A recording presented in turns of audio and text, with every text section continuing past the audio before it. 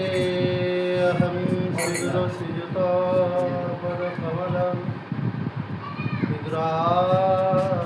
विग्रहानवैष्णवान् शास्त्रजातं सहगणा रघुनाथनितं तं सजीवं स्वागतं सावधूतं परिजनासहितं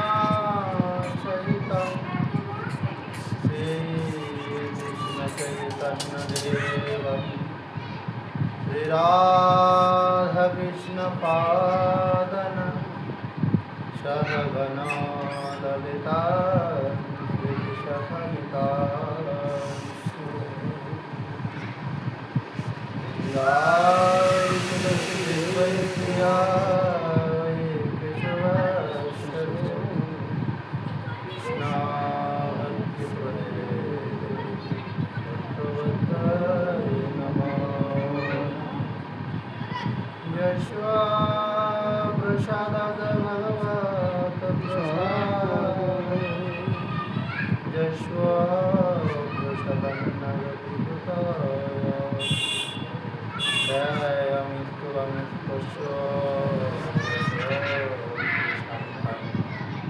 वन्दे गुरो श्रीचरणारविन्दं ज्ञानतिमिरन्धस्य ज्ञानाञ्जनशलाकया चक्षुरुन्मिलितं येन तस्मै श्रीगुरवे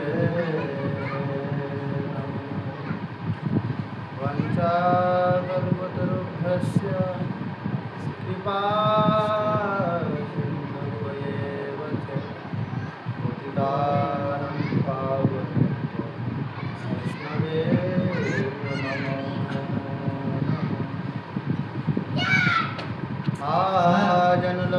आजनुलम्बितभुजौ कनकावदातु संक्षितनैकभितरौ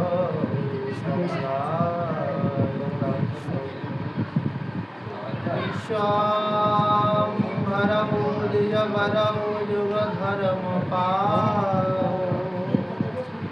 वन्दे जगत्प्रियकरौ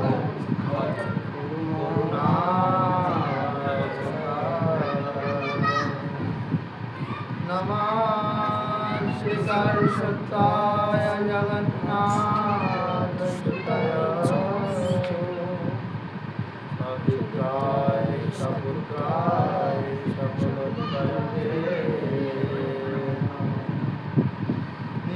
नित्वानन्द नमस्तुभ्यं प्रेमानन्दपुराय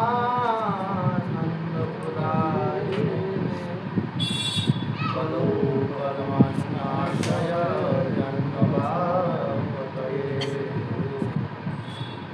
आरयिताय नमस्तस्ते महेशाय महात्मने यस्वाप्रसादात् चैतन्य शरणे जयते गदाधरं मयं वन्दे माधवचर्यनन्दनं महाभागवतपाद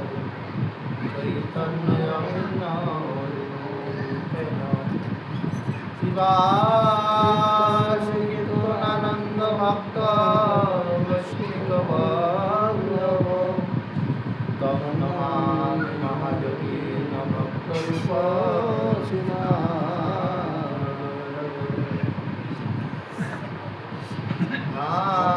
कृष्ण करुणा सिन्धु दीनबन्धु जगत्पते गोपेश गोपिकान्त राधाकान्त नमोस्तुते तप्त काञ्चन गौराङ्गी राधे वृन्दावनेश्वरी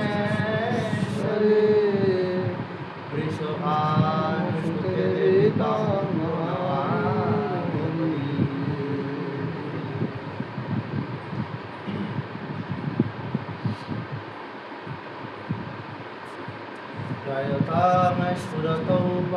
মম মন্দমতে গতি মৎসর্বস্য পদাম্বুজো রাধামদন দিব্যারবিন্দরণ্যকল্পদ্রুমা শ্রীমারত্নাকর সিংহাসনস্থৌ শ্রীরাধগোবিন্দদেবৈ পৃষ্ঠায় শ্রীসেব্যমানৌ সদা শ্রীমান রসরসরং বিবংশে বটতটয়ে স্থিতৌ কর্ষণবেণু শনৈ গোপগোপীনাথ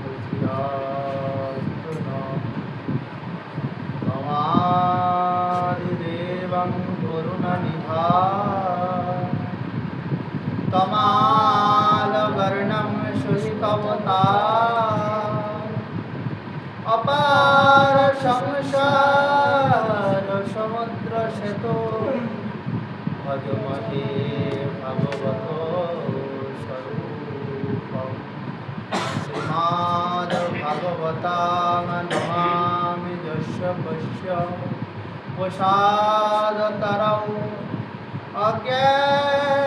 অজ্ঞানতনাপি জ্ঞানপি সর্বগমনপি নমো ভগবতে বাসুদেবায় নমঃ নিগম সুখম মদমৃতদ্রব্য শ্রীমদ্ভাগবত রসমালয়ং মুহুরঃ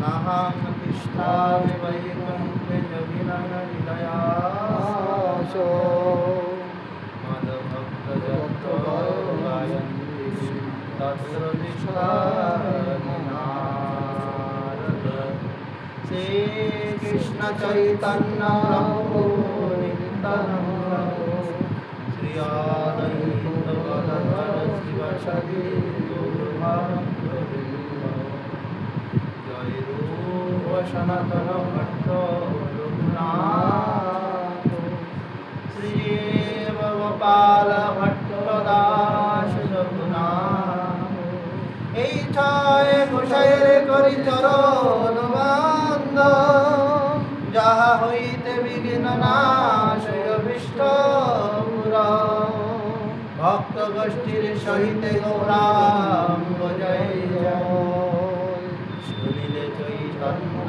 কথা ভক্তি শ্রী গৌরাঙ্গ মহাপ্রভু মোরে দেওয়ালানুবাই তাহা বিনা ভালমন্দ কিছুই নাই জান সকল শ্রোতা ভক্তের চরণে দণ্ডবত করি সবে হৃদে চরণ তুলে দেব মোর মস্তক কৃপা সিন্ধু দাস মর হৃদয় অভিলাষ গোরাময় আশা করি কারণে হরে কৃষ্ণ কৃষ্ণ কৃষ্ণ হরে হরে হরে রাম হরে রাম রাম রাম হরে হরে ওম নমো ভগবতে বাসুদেবায় ওম নমো ভগবতে বাসুদেবায় ওম নমো ভগবতে বাসুদেবায় জয় জয় নিতায় গৌর প্রেমানন্দে হরি বল ধ্বনি জয় ধ্বনি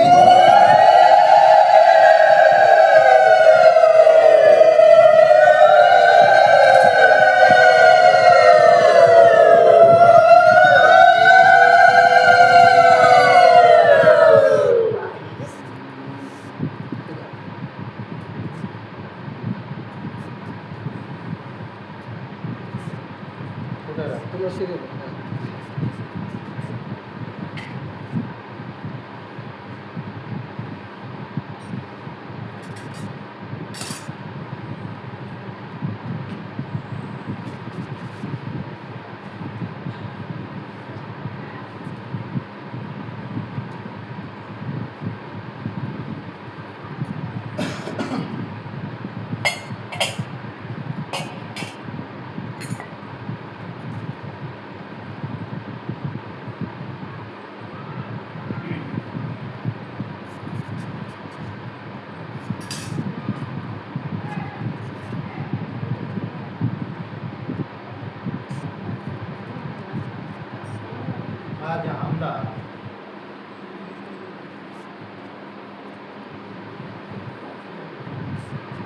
আমরা এই যে ভাগবত কথা ব্রতের মাসে ভাগবত কথার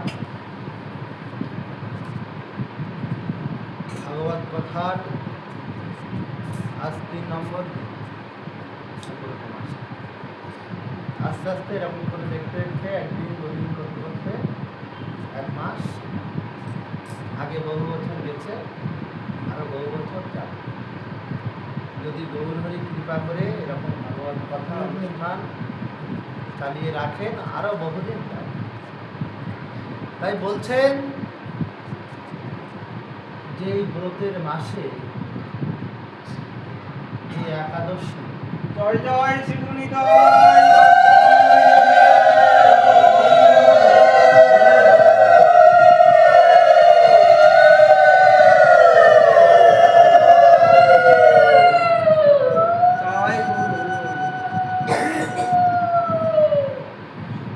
যে ব্রতের মাসে যে একাদশী হয়, এই একাদশী থেকে সবচেয়ে উত্তম, যদি বলেন সবচেয়ে উত্তম দামোদর ব্রত কি, যারা একাদশী থেকে একাদশী পর্যন্ত করে, শাস্ত্রে বর্ণিত আছে। হরিভক্তি বিলাসে বর্ণনা করা হয়েছে যে যদি কেউ আশ্বিন মাসের যে শুক্লাপক্ষীয় যে একাদশী, এই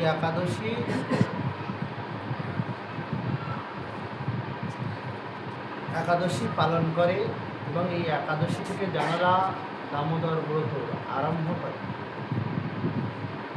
যদি বলেন এখনকার সবচেয়ে বড় পণ্ডিত সমাজ বৈষ্ণব ধর্মের বা বৈষ্ণব শাস্ত্রের, তারা আছেন রাধা, বড় বড় পণ্ডিত আছে, তারাও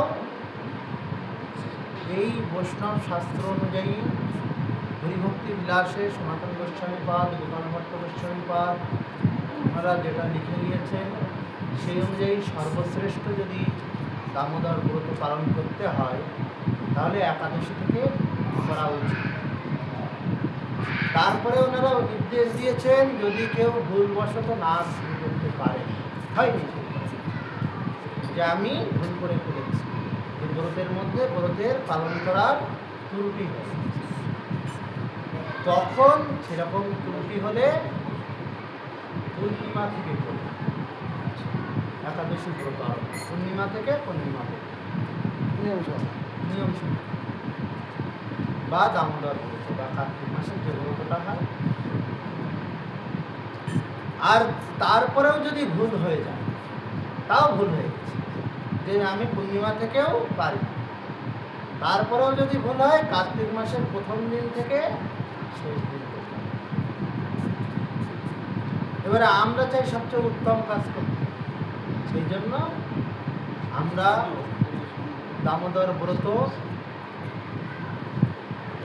দামোদর ব্রত শুরু করি ঠিক একাদশী, বিজয়া দশমী, তারপরে যে একাদশী, এই যে ব্রত শুরু হয় এই ব্রতের ঠিক পরের দিন দ্বাদশী, যেদিনে পালন করা হয়, ওই পালনের দিনে বৈষ্ণব জগতের 3 জন শিরোমণি যাদের বলা, যারা সাক্ষাৎ রাধারানীর নিকুঞ্জ সেবায় সর্বদা রত, তাঁরা নিকুঞ্জ সেবা প্রাপ্ত হয়েছে, অর্থাৎ এই দিনে বিপদ এই দ্বাদশ আশ্বিনী শুক্লাপক্ষের দ্বাদশ, তাঁরা হলেন উজ্জ্বল নক্ষত্র বৈষ্ণব জগতে, তাদের নাম এত উপরে যে তাদের নাম এবং তারা এমন বৈষ্ণব ছিলেন কল্পনা, ওইরূপ আচরণ সম্ভব। বলছেন একজন হলেন রঘুনাথ দাস গোস্বামী, এই দিনে তিনি নিকুঞ্জের নাম প্রাপ্ত হয়েছেন। কোনো ভক্ত যদি দেহ রাখে তো ভক্তজনরা কিন্তু দুঃখ করে, কেন করেন না জানেন? কারণ তারা আনন্দ করেন যে এত বছর ধরে সে সাধন ভজন করেছে, সে রাধারানীর নিকুঞ্জতে যারা যেতে পারে না সে সেই নিকুঞ্জে পৌঁছে গিয়েছে, গিয়ে সেখানে ভগবানের সাক্ষাৎ সেবা লাভ করেছে। সাক্ষাৎ সেবা বলছেন না ঠাকুর মহাশয়, হরি হরি কবে মোর হরিবে সেই দিন,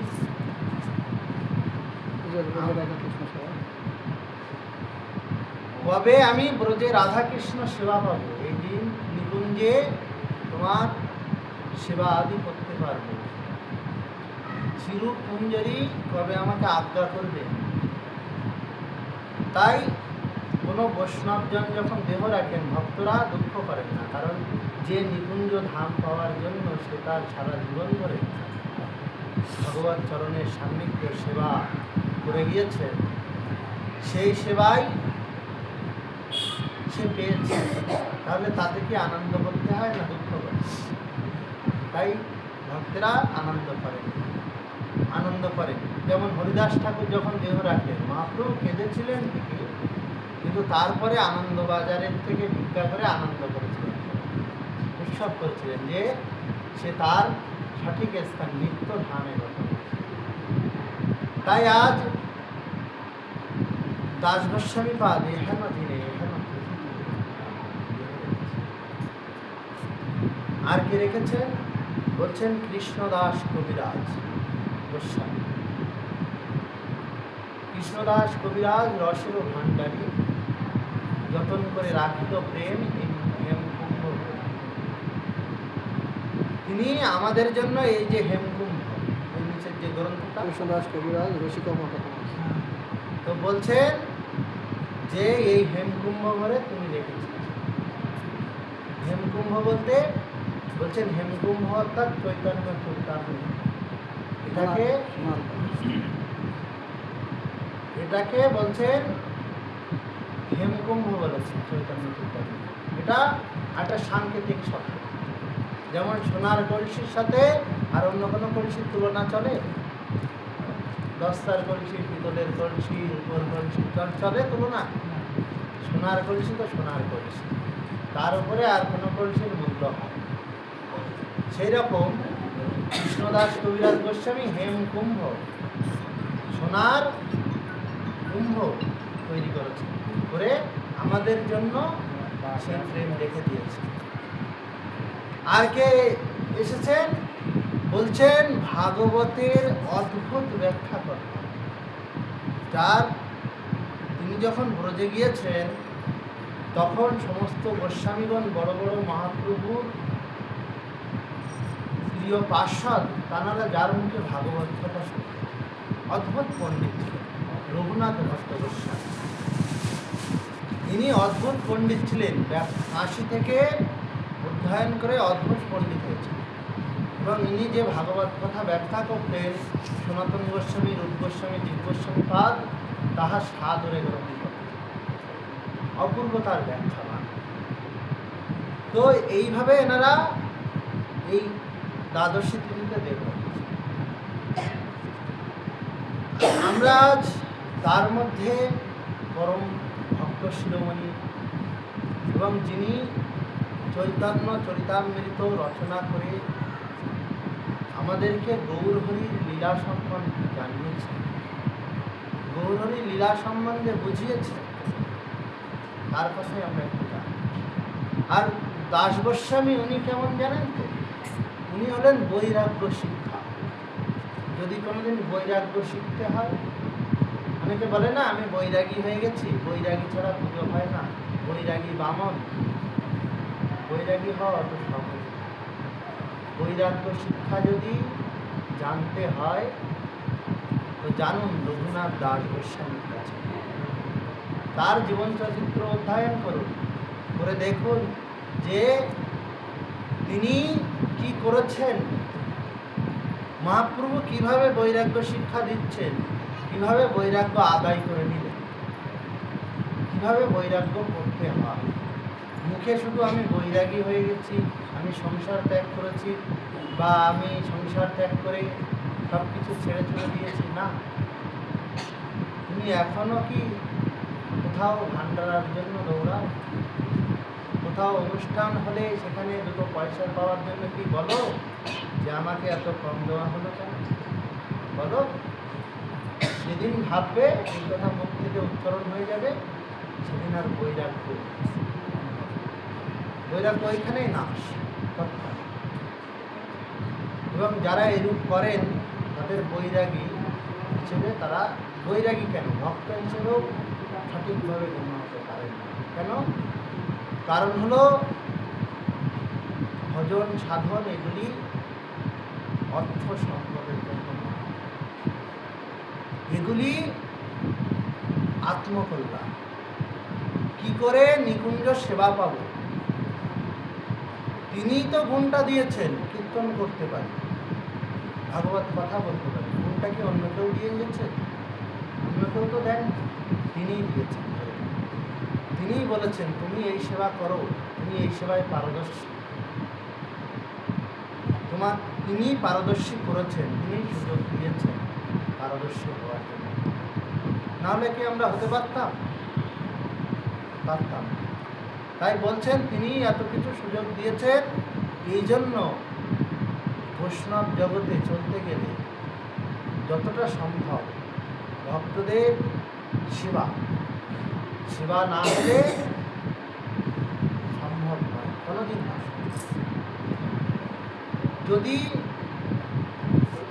ভক্তই হলাম, এখনো ধন লালসা যায় না সম্পূর্ণ, কিন্তু নিজেকে তো কিছুটা বুদ্ধি দ্বারা কন্ট্রোল করা যায়। বিবেক বুদ্ধি, মনকে সংযত করা যায়। যে মন চায় আমার ধন আসলে ভালো, কিন্তু বুদ্ধি কিন্তু মনকে নিয়ন্ত্রণ করতে পারে। মন চাচ্ছে যে এই কার্তিক মাসে সব সাদা সাদা খাচ্ছি, একটু হলুদ হলুদ খাই, কিন্তু বুদ্ধি তখন বলবে না না, ব্রত মাসে খেতে নেই। বুদ্ধি নিয়ন্ত্রণ করে দিল, মনকে করে দিলে কিন্তু আর খাওয়াটা হবে। একটাই তো মাস, বেশি কিছুই তো নয়। যারা আমিষাদি গ্রহণ করেন, কেউ যদি থাকেন এর মধ্যে, এই মাসে আমিষাদি আর গ্রহণ করবেন। যদি এই 2-1 মধ্যে করে ফেলেছেন, ভুল হয়ে গেছে, আর করবেন না। এই মাসটা কম করে আমিষাহারটা বর্জন করবেন। কারণ মাস ফল অনুযায়ী শ্রাবণ মাসে শাল, ভাদ্রে দধি, আশ্বিনে দুধ, আর এই কার্তিকে আমিষ খেতে নেই। আমিষ খেলে এই সময়ে মাছেদের মধ্যে অনেক রোগ জীবাণু থাকে, যেগুলো খেলে অনেকে বলে আমার তো বংশের কারো এরকম কোনো রোগ ছিল না। বাবা, তোমার বংশের ছিল না, কিন্তু তুমি যাকে গ্রহণ করেছো তার মধ্যে ছিল, সে তোমার বংশের ঢুকে গেছে। এখন তুমি সেই রোগের প্রতিফলে টিউমার, একটা মাছকে কি পরীক্ষা করা হয় কখনো? তারও তো রোগ হয় না, সে সর্বদা সুস্থ। জগতের সমস্ত প্রাণী সুস্থ কি? একটা ছাগলেরও তো টিউমার হয় না, হয় না? শুধু মানুষের হয়? একটা ছাগলের তো ক্যান্সার হয়। একটা মানুষের, একটা প্রাণী, মাছ বা বিভিন্ন রকম, তাদেরও তো ক্যান্সার হয়, হয় না? সমস্ত প্রকার রোগই হয়, কিছু না কিছু তো হয়। এবার সেটা গ্রহণ করলে, যেমন আমরা কোনো শাকের পাতা এরকম কুমড়ানো মশলানো দেখলে আমরা বলি ওটা কেটে ফেলে দেবো, ঘাস নেই বলি না? ওদেরও এরকম হয়, কিন্তু আমরা কোনো পরীক্ষা নিরীক্ষা ছাড়া গ্রহণ করি, তখন ওদের রোগটা আমাদের দেহে প্রবেশ করে অত্যন্ত হারে বৃদ্ধি পায়। আমরা ভাবি হায় হায় কী হলো, আমি তো কিছু করিনি, আমার বংশের কারো ছিল না, এ হাঁপানির দোষ ছিল না, কারোর সুগার ছিল না, কারো প্রেশার ছিল না, কী হলো? কিন্তু হবে। যদি প্রাণীদের তো সেই সুব্যবস্থা ভারতবর্ষে নাই। ভারতবর্ষে কেন বলছেন, আমেরিকায় সবচেয়ে বড় যে কসাইখানা, সেখানেও 20% শুদ্ধতা, 80% অশুদ্ধতা। আমেরিকার খুব আধুনিক যন্ত্রপাতির মধ্যে দিয়ে অত্যন্ত আধুনিক। আর ভারতবর্ষের তো কোনো কথা নেই, এখানে 1% শুদ্ধতা আছে কিনা সন্দেহ।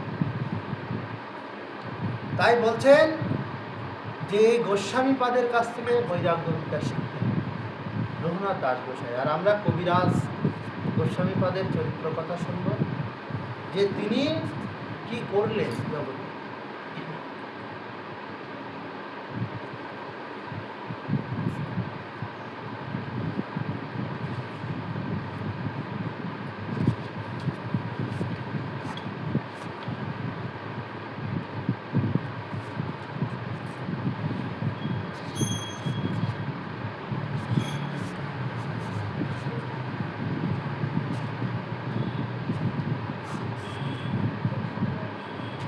বলছেন শাস্ত্রকর্তা মনোহর নামিয়ে দিয়ে 2-3টে নামিয়ে দেয়।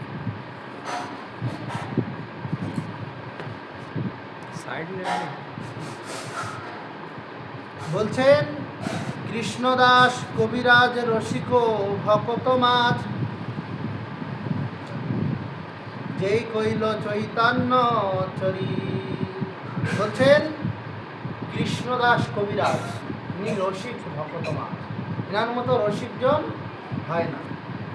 বলছেন না রসের ভাণ্ডারী, ইনি এমনই রসিক ভক্ত যে এনার মতো রসিক ভক্ত জগতে দুর্লভ। অন্য কেউ বলেননি, মহাপ্রভু প্রিয় পার্শ্বদেরা বলেছে রসিক ভকত মাঝ যে কইল চৈতন্য চরিত। এমন রসিক জন যার মুখের মাধ্যমে চৈতন্য কথা শুনবার জন্য ভক্তরা ওনার চরণ ধরেছিল।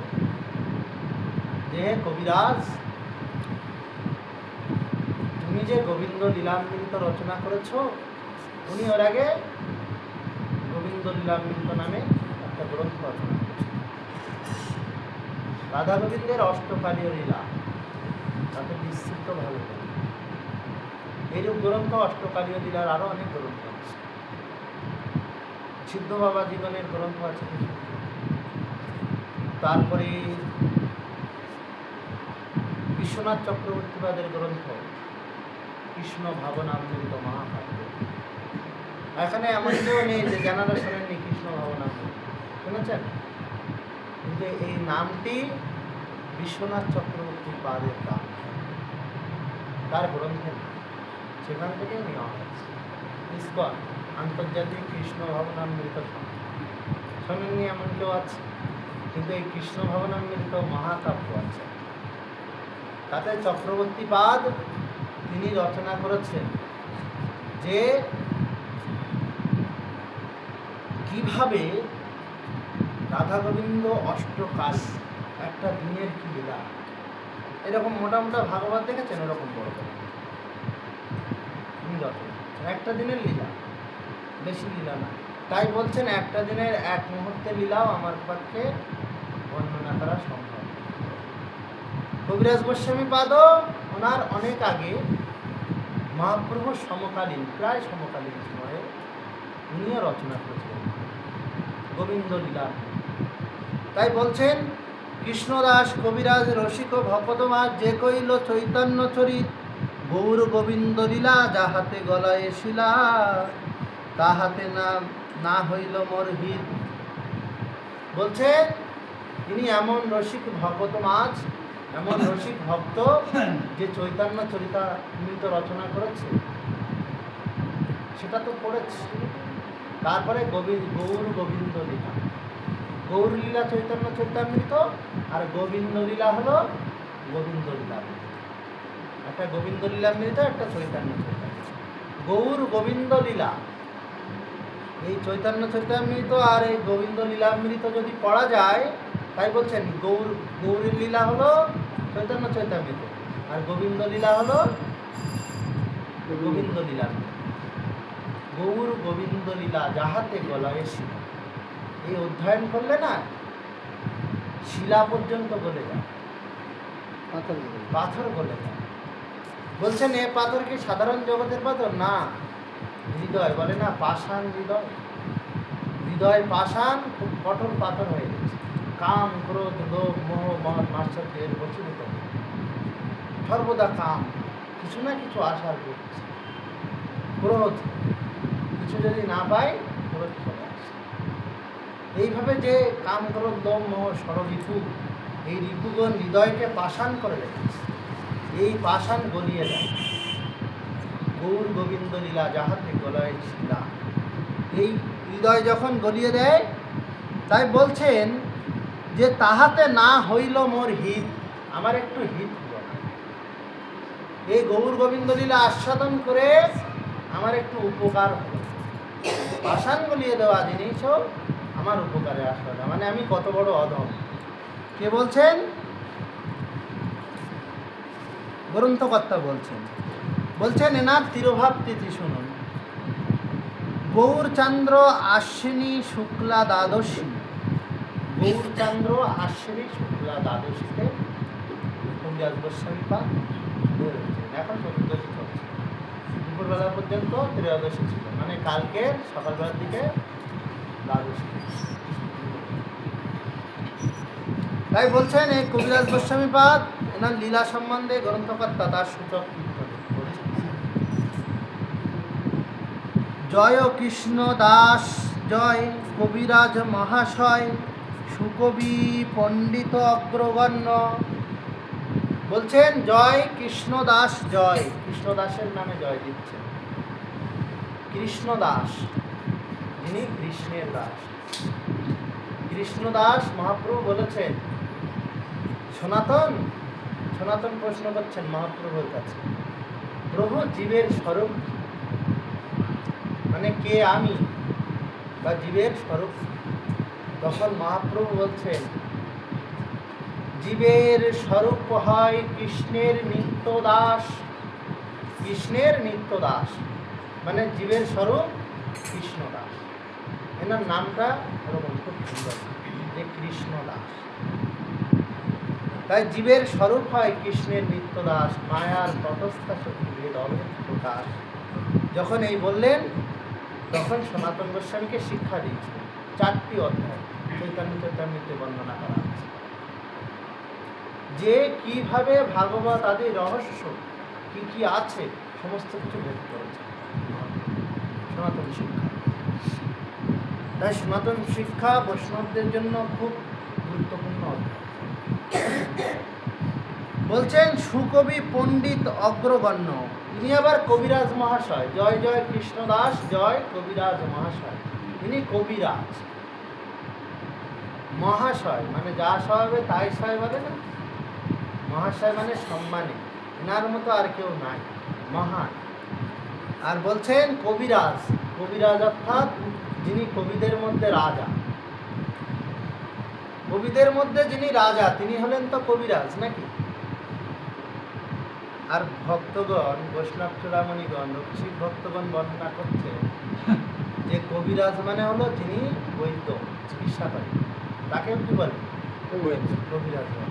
তা বলছে এ কবিরাজ কি করলো? ইনি তো চিকিৎসা কিছু করেনি, চিকিৎসক তো নয়।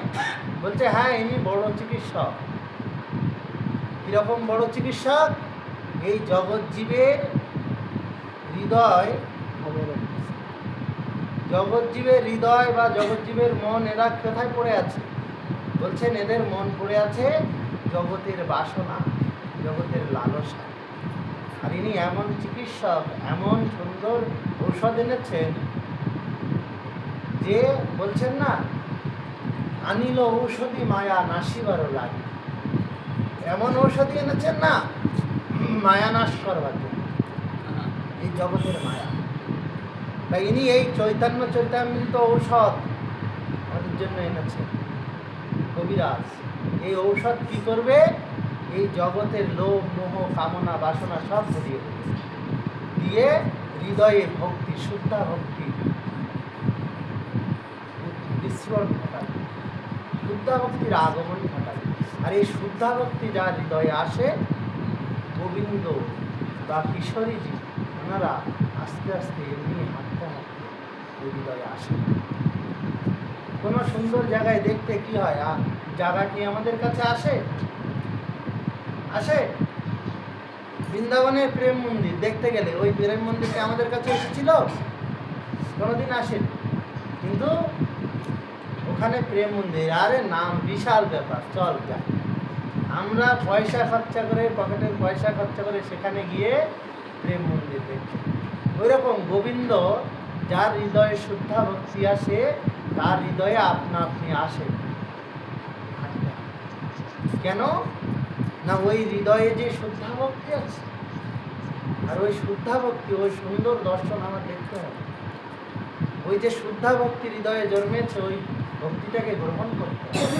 তাই ওনার কষ্ট হলেও দুজনকে সঙ্গে করে, সবাইকে সঙ্গে করে নিয়ে আসছে সেই হৃদয়ে। এসে বলছেন না আমি যে কোনো জায়গায় থাকি না, আমি বৈকুণ্ঠেও থাকি না, আমি যোগীদের হৃদয়ে, আমি ভক্তের হৃদয়ে বাস করি। আমি ভক্তের কাছেই থাকি, অন্য কারো কাছে। তাই বলছেন কবিরাজ যিনি এমন বৈদ্য, এমন ঔষধি এনেছেন মায়া নাশ করবার ঔষধ এবং প্রেম ভক্তি অঙ্কুরিত হওয়ার ঔষধ। মায়াকে নাশ করে প্রেম ভক্তিকে কিছু বিনাশ না হলে কিছু সৃজন হয়। তাই বলে প্রলয় হলে আনন্দ করো, কেন আবার নতুন কিছু হতে চলেছে। কিছু ক্ষতি হয়ে গেল, কিছু ক্ষতি হয়ে গেলে দেখবেন কিছু না কিছু পরবর্তীকালে ভালো হবে। কারণ ক্ষতির পরে ভালো, দিনের পরে দুঃখ, দিনের পরে রাত, দিন গেলে অবশ্যই রাত আসে, আবার রাত এলে এক সময় না এক সময় দিন হবে। তাই বলছেন যে কবিরাজ মহাশয় সুকবি পণ্ডিত অগ্রগণ্য, এমন সুকবি, ওনার কথাগুলো যখন শুনবেন না হৃদয়কে মানে হৃদয়কে স্পর্শ করে দেয়। এত সুন্দর সুন্দর এনার কথা, যে এমন সুন্দর সুন্দর, যেমন লিখেছেন, রচনা করেছেন কি, চড়ি গোপীর মনোরথে মনোমথের মনোমথে নাম ধরে মদন মোহন। কথাগুলো কত সুন্দর, যে গোপীদের মনোরথে চড়ে, চড়ি গোপীর মনোরথে মনোমথের মনোমথে, মনোমথ মানে যা লোকের মনকে মন্থন করে। কে বলছেন? কামদেব। কামদেব একজন অন্য কারো মনকে মন্থন করে। কারো মনে যদি কামনা আসে, সেই কামনাকে বড় বড় মহারাজা পর্যন্ত আটকাতে পারে। বলছেন যে বড় বড় মহারাজা পর্যন্ত একটা ভুরুর ভঙ্গিতে নারীর বশ হয়ে যায়। সে বড় বড় যুদ্ধক্ষেত্রে বড় বড় স্থানে কত হাজার হাজার সৈন্যকে পরাজিত করতে পারে, কিন্তু একটা নারীর ভুরুভঙ্গিতে সে বশ হয়ে যায় না? বহু উদাহরণ আছে। বলছেন নারীর ভুরুভঙ্গিটা কেমন? এই ভুরুটা দেখবেন ঠিক একটা তীরের মতো, দেখেছেন? ভুরুটা দেখবেন ঠিক তীরের মতো, মানে ধনুকের মতো। এবার ওখান থেকে যদি একটু ভঙ্গিমার দ্বারা কোনো স্বর নিক্ষেপ করা যায়, বা কোনো নারী যদি কারণ কোনো পুরুষের প্রতি করে, যে কাম বাসনা আসে, তাতে কেউ আটকাতে পারে। তাই বলছেন কামদেবকে ওই জন্য বলা হয় মনোমথ। মনোমথ না, মনোমথের যিনি নাথ তিনি হলেন কৃষ্ণচন্দ্র। মনোমথের মনকে যিনি মন্থন করেছেন তাকেই বলা হয় মনোমথের মনোমথ। মানে এই কামদেবেরও মনকে যিনি মন্থন করেছেন। তাই বলছেন চড়ি গোপীর মনোরথে মনোমথের মনোমথে। মনোমথ মানে কামদেব, আর মনোমথে মানে কামদেবেরও মনকে যিনি মন্থন করেছেন তিনি হলেন, মানে কামদেবকেও পরাজিত করে ফেলেছেন তিনি হলেন মদন মোহন। কৃষ্ণচন্দ্র মদনকে মোহিত করেছেন, এই জন্য তো তার নাম মদন মোহন। আর এই মদন মোহন হলো সনাতন গোস্বামীর প্রাণ। তাই বলছেন যে ইনি এমন সুকবি, যেখানে যেটুকানি যা বলেছেন এত সুন্দর সারল্যভাবে, এত সুন্দর হৃদয় স্পর্শীভাবে বর্ণনা করেছেন যে হৃদয়ে লাগে, একবার পড়লে মনে থাকে যে না অমুক জায়গায় অমুক কথাটি পড়েছিলাম। কেন না? এত সুন্দর সুরেলা ভাব হয়। তারপরে বলছেন যে ইনি সেরকম পণ্ডিত। বলছেন পণ্ডিত কাকে বলে? পণ্ডিত কাকে বলে? পণ্ডিত হলেন তিনি, এর একটি ছোট্ট উপমা। দক্ষিণ ভারতীয় আচার্য যমুনাচার্য তিনি দক্ষিণ ভারতে কি করছেন? দক্ষিণ ভারতে সেখানকার বড় মহান্ত যখন বালক ছিলেন, 12-14 বছর বয়সে সবে অধ্যয়ন শুরু করেছেন। এবারে উনি যার সাথে, ওনার ওই কাছাকাছি একটা রাজ্য ছিল, সেই রাজ্যের রাজার ওখানে একজন বড় পণ্ডিত ছিল। সেই পণ্ডিত কি করতেন জানেন তো? সেই পণ্ডিত যে কোনো লোককে জয়পত্র লিখে প্রথমে বলবে যে আমি তোমাকে যদি পরাজিত করতে পারি জয়পত্র লিখে দিতে হবে যে আমি তোমার থেকে বড় পণ্ডিত এবং আমার চরণ ধরতে হবে। মানে তুমি আমার আয়ত্তে এলে, দেখো আমার অধীনস্থ এরকম যদি পারো তাহলে। ওই পণ্ডিত উনি তো ভালোভাবে বললেন। এবারে যত রাজ্যে বিভিন্ন স্থানের পণ্ডিতরা আসে, উনি পণ্ডিতদের হারি পরাস্ত করে উনি জয়পত্র লিখেন। এই করতে করতে রাজ্যের রাজা সংবাদ পেয়েছে আমার রাজ্যে নাকি বিরাট এক পণ্ডিত আছে, সে সবাইকে হারে। আর রাজার খুব শাস্ত্র যুক্তি হারানো দারুণ লাগে। যেমন অনেক রাজাদের কোনো কৃতদাসকে আগে করতো, কৃতদাসকে কোনো ক্ষুধার্ত সিংহের মুখে ফেলে দিত। এবার ক্ষুধার্ত সিংহের মুখে ফেলে দিলে কৃতদাস সে কিভাবে বাঁচার চেষ্টা করে, সিংহ তো তাকে খাবেই, কিন্তু কতক্ষণ সে লড়াই করে আর কতক্ষণ বাঁচার চেষ্টা করছে, কিভাবে বাঁচার চেষ্টা করে, ওইটা দেখতো আনন্দ রাজা বসে বসে। মল্লযুদ্ধ দেখতো আগেকার রাজা বসে বসে, দুজনকে প্রাণপণ লড়াই লাগে, হয় যতক্ষণ না মৃত্যু হবে একজনের ততক্ষণ লড়াই চলবে, আনন্দ করে সবাই বসে বসে দেখছে এরকম। তাই বলছেন এখানেও ওই রাজা আনন্দ পেতেন তর্ক যুদ্ধে, হেবি আনন্দ যে কখন হারাবে আর কিভাবে হারাচ্ছে। এবারে তর্ক যুদ্ধের ওখানে বসতে পারলে কি হয়, অনেক জ্ঞান উপার্জন করা, কারণ যারা বসেন তারা তো সাধারণ জ্ঞানী নন, অনেক জ্ঞান। সেই কারণে ওখানে রাজার খুব ভালো লাগতো, রাজা ওই পণ্ডিতকে নিজের রাজসভার পণ্ডিত করে দিত। এবার রাজা যখন বলছে অমুক রাজার পণ্ডিতকে কেউ হারাতে পারে না, রাজার সম্মান বেড়ে গেছে, বেড়ে যায়নি? অমুক রাজ্যের পণ্ডিতকে কেউ হারাতে পারে, রাজার সম্মান বেড়ে গেছে। রাজা বলছে আমার এখানে থাকো, তোমার মাইনে টাইনে সব দেবো, আর ডেলি ডেলি তর্কযুদ্ধ দেখবো, হেবি আনন্দ হয় আমার। এই করতে করতে সবাইকে পরাস্ত করে পরাস্ত করে পরাস্ত করে। একদিন এই যমুনাচার্যজি তিনি বাদক, তিনি বলছে ওই পণ্ডিত এত অহংকার করে, আমি একটু যাবো, ক্ষমা চাইতে হয় যাবো, আমি তো বাচ্চা। যদি কোনো বাচ্চা ক্ষমা চায় কোনো বড় মানুষের কাছে লজ্জা লাগে? লাগে। কিন্তু একজন বড় মানুষ বাচ্চার কাছে ক্ষমা চাইবে, তার মান সম্মান বেশি থাকে, ওই বড় মানুষটা। তো বলছে যদি বাইচান্স হারাতে পারি, গুরুদেবের কৃপায় অবশ্যই পারবো, আশা করি। মানে ওনার ওই বয়সেও এতটা কনফিডেন্স এসে গেছে যে আমি পারবো, একদিন না একদিন এই পণ্ডিতকে হারিয়ে দেবই। হ্যাঁ, মনোবল, পারবো। এবার সেই মনোবল নিয়ে উনি এসেছেন, এসে বলছে পণ্ডিত তোমার সাথে আমি একটু তর্ক করি। এবার সব সভাসদরা দেখে বলছে আরে বাচ্চা ছেলে, বাড়ি যা, কেন ফাও হেরে ক্ষমা টমা চাইবি, বাড়ি যাও। বলছে না না আমি তর্কযুদ্ধ করবো। পণ্ডিত তাহলে আমার জয়পত্র লিখে দিক, উল্টে আমার বাড়ি যেতে বলছে, হয় জয়পত্র লিখে দিক, না হলে আমার সাথে তর্ক করবে। তর্ক করলেও সম্মান নষ্ট, কেন না বাচ্চা ছেলের সাথে তর্ক করেছে, ওকে হারানো আর কি ব্যাপার, এত বড় পণ্ডিত সে, মানে যা যেদিক থেকে যাবে ওই পণ্ডিতেরই যাবে। এবার যমুনাচার্যজি উনি বসে আছে, সবার আয়োজন করা হয়েছে, পণ্ডিতের সামনে আর ইনি পাশে বসে আছে। বসে থেকে যমুনাচার্যজি বলছেন যে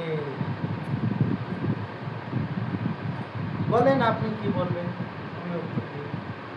বলছে কি শোনো বালক, তোমাকে আমি বলবো, তুমি যা বলবে, তুমি যা বলবে আমি তাই খণ্ডন করব, ঠিক আছে? খণ্ডন শাস্ত্রে উনি অত্যন্ত পারদর্শী ছিলেন।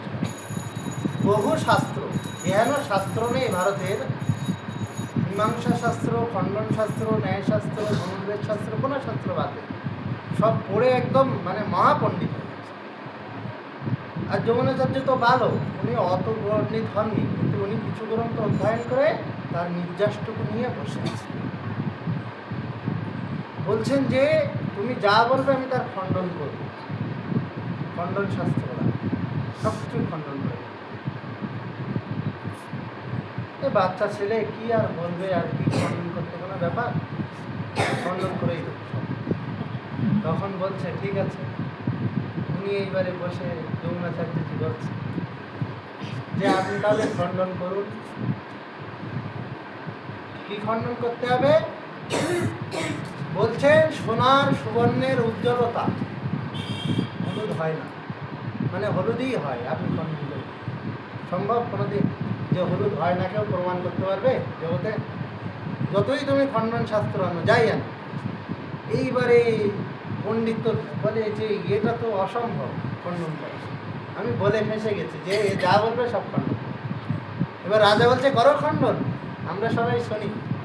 আর রাজা তো খুব উৎসুক, রাজার পণ্ডিতের সম্মান যায়, ওতে কোনো যায় আসে না।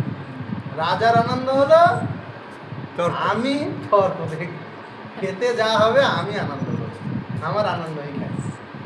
যেই বলছে যে খণ্ডন করুন, সে উনি ভাবছে খণ্ডন করবো কি আর বলবো, এ মহারাজ এটা পারে। বলছে ঠিক আছে, তোমাকে 3টে সুযোগ দেওয়া হবে, একটা পারলে না মানা যায়, কিন্তু এই 3টের মধ্যে একটাকে অবশ্যই খণ্ডন করতে হবে, নাহলে কিন্তু তোমার পরাজিত স্বীকার করতে হবে। এইবারে যমুনাচার্যজি তখন বুদ্ধি করছেন এইবার কি বলা যায়। সুবর্ণ উজ্জ্বল বললাম, ঠিক আছে খণ্ডন করতে পারলাম, কিন্তু এইবার কি বলা যায়? এবার এমন কথা বলে দেবো না জীবনে খণ্ডন করতে পারবো। বলতে কি বলবো? এবার বসে বসে যমুনাচার্যজি চিন্তা করছে, বলছেন শোনেন পণ্ডিত প্রবাদ, আমাদের এই যে মহারাজ, ইনি অত্যন্ত প্রজাপালক, ন্যায়পরায়ণ, সত্যনিষ্ঠ, ধর্মজ্ঞ, আপনি খণ্ডন করবেন। এবার রাজা তরবার বের করেছে, বল, ভুলভাল কিছু বলবে আজকে। কেন না, ওনাকে আমি ধর্মপরায়ণ, ও সম্মান করছে। এবার ও যদি অধর্মপরায়ণ, ও ঠিক ব্যাখ্যা করে মেরে দেবে অধর্মপরায়ণ, কিন্তু রাজাকে অধর্মপরায়ণ বললে তো খুব সমস্যা না, জায়গা নেই। এবার রাজাকে বললেই প্রাণে মারা। বলছে এর কাছে হেরে গেলেও প্রাণে তো মারা পড়বো না, সম্মান যাবে, কিন্তু প্রাণটা তো থাকবে। আর জগতের সমস্ত জীবের প্রাণের মোহ থাকে না? এইবারে রাজা তো তরোয়াল বের করে বসে আছে, আর উনি বলছেন না না মহারাজ, এটা খণ্ডন করা অসম্ভব, আমার দ্বারা হবে। তখন বলছে এইবারে কার কথা বলা যায়, এমন কারো কথা বলতে হবে যে ইনি খণ্ডন না করতে পারেন। যদি মন্ত্রীর কথা বলি, খণ্ডন করলেও যায় আসে, কারণ মন্ত্রী আর কি করবে, রাজার কথাই বলবে। তখন বলছে রাজা, আপনার পত্নী সতী সাধ্বী, আপনার পত্নী পতিব্রতা, এই যেই বলেছে সেই তো উনি আর বলছে যে রাজার পত্নীর নামে যদি ভুলভাল কিছু বলি, তাহলে তো রাজা নিজের নামে সহ্য করছিল, করতে হয়তো আর সহ্য করবে না। তখন যমুনাচার্যজি বলছে বলো পণ্ডিত কি ব্যাপার, এই একটুখানি বালকের কাছে, আমরা ভাবলাম বালকের কাছে তুমি জিতে যাবে, কি ব্যাপার? তখন পণ্ডিত বলছে আমি পারবো না, আজকে আর আমার কিছু বলার কোনো জায়গা নেই, খণ্ডন করতেই পারবো না। তখন ওই পণ্ডিত বলছে বালক, তুমি এত জ্ঞানী কি করে হবে? বলছে আমি জ্ঞানী নই খুব, কিন্তু তুমি আমার জ্ঞানের, আমার পাণ্ডিত্যের সুযোগ দিয়েছো, তুমি খণ্ডন শাস্ত্র না আনলে আমি তোমার সাথে পারব। বলছেন পণ্ডিত তিনি, যিনি সুযোগ মতো ঠিক জায়গায় সঠিক ব্যবহার করেন জ্ঞান। আমি সুযোগ পেয়েছি বা সুযোগ মতো সঠিক জায়গায় সঠিক জ্ঞান প্রয়োগ করে দিলে, এখন দেখো সবাই আমাকে বলছে, তোমাকে কেউ বলছে, তোমার থেকে আমি এখন বড় করি। পণ্ডিত তিনি, যিনি সঠিক স্থানে জ্ঞানকে সঠিকভাবে ব্যবহার করেন, নাহলে পণ্ডিত হতে পারে। তাই কবিরাজ গোস্বামী পাদও এরকম, ইনি মহান পণ্ডিত। কেন না, ইনি সঠিক স্থান, যেখানে যা বলতে হবে, যেখানে যে তথ্যকে আনতে হবে। যেমন যখন সাক্ষী গোপালের কথা হচ্ছে, উনি উদাহরণ দিয়ে দিলেন ভীষ্ম রুক্মিণী বিবাহে। কেউ ভেবেছিলেন যে এখানে রুক্মিণী বিবাহের কথা আসতে পারে? বলছে রুক্মিণী বিবাহে রুক্মিণীর দাদা যেমন বাধা দিয়েছিল বিবাহে, সেরকম সাক্ষী গোপালের ছোট বিপ্রের সাথে বড় বিপ্রের ছেলে বাধা দিচ্ছে। একটা কত সুন্দর উদাহরণ। তারপরে বলছেন যখন হরিদাস নির্যান লীলায় বলছে যে হরিদাসের মরণ যেন ভীষ্মের মরণ। ভেবেছিলেন যে হরিদাস দেহ রেখেছে, এর সাথে ভীষ্মের যোগাযোগ কোথা থেকে? কিন্তু বলছে হরিদাস যেমন গোবিন্দকে দেখে দেখে দেহ রেখেছে, এরকম ভীষ্মদেব দেখে দেখে এরকম সাক্ষী বলেও এরকম ক্ষীরচোরা গোপীনাথও উদাহরণ আছে। এনারা সুন্দর উদাহরণ দিয়েছে। কবিরাজ গোস্বামী যেখানে যে জিনিস খাটে এবং সূক্ষ্মভাবে বলছেন যে বিশাল মাপের পণ্ডিত ছিলেন এবং এই ভক্তি রসশাস্ত্র সম্বন্ধে তার অদ্ভুত জ্ঞান। আর যদি জেনে না থাকেন, একটা জিনিস ওনার সম্বন্ধে জেনে রাখবেন, সেটা হলো যে আমরা সবাই ষড়গোস্বামীর নাম জানি, কিন্তু এই ষড়গোস্বামীরও অনেক অনেক মহাজন কেউই সঙ্গলাভ সঠিকভাবে করতে পারেন না। কোনো মহাজনই পারেন না। কেন? নরোত্তম ঠাকুর মহাশয়, শ্যামানন্দ প্রভু, শ্রীনিবাসাচার্য প্রভু কেউ পারেন না। এই 6 জন গোস্বামী, আর এই 6 জন বাদে বোঝে আরও 2 জন গোস্বামী ছিলেন, তারা হলেন ভূগর্ভ গোস্বামী আর লোকনাথ গোস্বামী। এই 8 জনের কেউ সঙ্গ করতে পারেন, কিন্তু একমাত্র কবিরাজ গোস্বামী এমন একজন যিনি এই 8 গোস্বামীর সঙ্গ করেছেন, সবার সাথে এবং সবার কাছ থেকে শিখেছেন। এবারে যদি একজন সব জায়গার থেকে মহামূল্যবান রত্ন পড়াতে লাগে, কার কাছে সম্পদ বেশি? গোস্বামীদের কাছ থেকেও মনে হয় এনার কাছে সম্পদ বেশি ছিল, কারণ উনি সবার কাছ থেকে নিয়েছেন, কারো কাছ থেকে বাদ রাখেন। মহাপ্রভুর যত কৃপা সব ইনি নিয়েছেন। যেমন অভিমন্যু ছিল, অভিমন্যু কি করেছে? কৃষ্ণচন্দ্রের যত বিদ্যা নিয়েছেন, বলরামের যত বিদ্যা নিয়েছেন, মামা 2 মামার কাছ থেকে সব শিখে নিয়েছেন। এবারে 5টা যে উনি তো মানে ওনার পিতা হলো অর্জুন, এবার পঞ্চপাণ্ডব সবাইকে পিতৃস্নেহ উনি সম্মান করেন। এবারে সবার কাছ থেকেও 5 জনের কাছ থেকেও বিদ্যা নিয়েছেন। এই জন্য অভিমন্যু হলো কুরুক্ষেত্রের যুদ্ধে বলে যদি বলেন যে সবচেয়ে বড় যোদ্ধাকে, কর্ণও নয়, ভীষ্মদেবও নয়, অন্য অর্জুন আদি যা বলেন কেউ নয়, অভিমন্যু। কারণ যিনি সপ্তরথীকে 7 বার পরাজিত করেছেন, সম্ভব? সপ্তরথীকে 7 বার পরাজিত করে তারপরেও আরও 2-1 বার পরাজিত করে তারপর হয়েছে, সম্ভব? 7 জনের সাথে একা যুদ্ধ করা যায়? উনি এক করেছেন এবং উনি বিশাল মাপের যোদ্ধা ছিলেন। এরকম ইনিও খুব বড় মাপের যোদ্ধা ছিলেন। তাই বলছেন যেমন সুকবি, যেমন পণ্ডিত, তেমন পণ্ডিতদের মধ্যে তিনি অগ্রগণ্য। ওনার আগে বলা হতো, যদি পণ্ডিত কেউ হয় বলা হয় এই কৃষ্ণদাস কবিদাস। ভক্তিশাস্ত্রে সুনিপুণ, ভক্তিশাস্ত্রে এমন নিপুণতা যে তার মধ্যে লক্ষ্য করা যায়, অন্য কারোর মধ্যে অত সুন্দর পাওয়া যায়। বলছেন অন্য কারোর সাথে তুলনাই হয়, এবং ভক্তি রসশাস্ত্রের একে অপরের সাথে তুলনা করা বাঞ্ছনীয় নয়। যেমন অনেকে বলে যে যদি রাম আর কৃষ্ণের যুদ্ধ হতো, এটা সম্ভব হবেও না, কারণ ওনারা একসাথে জগতে অবতীর্ণই হবে। তা কোথার থেকে যুদ্ধ হবে? সম্ভব? একসাথে অবতার হবে, তারপর না যুদ্ধ হবে? যদি বলেন শিব আর কৃষ্ণের মধ্যে যুদ্ধ হতো, আগে কয়েকবার হয়েছে, হওয়ার ফলে বোঝা গেছে কৃষ্ণচন্দ্রের সাথে শিব পারবে। যদি বলেন কেন? শিবের সবচেয়ে মহাশক্তিশালী অস্ত্র পাশুপাত, সেই পাশুপাত অস্ত্র উনি কাশীনগরে পাহারা দিতেন, ওই পাশুপাত অস্ত্র প্রয়োগ করেও সুদর্শনের কাছে পরাজিত হয়েছে। তাহলে এরকম অনেক প্রমাণ আছে। কিন্তু কৃষ্ণচন্দ্র রামের সাথে যুদ্ধ পাবেন না, পরশুরামের সাথে রামের সাথে যুদ্ধ পাবেন।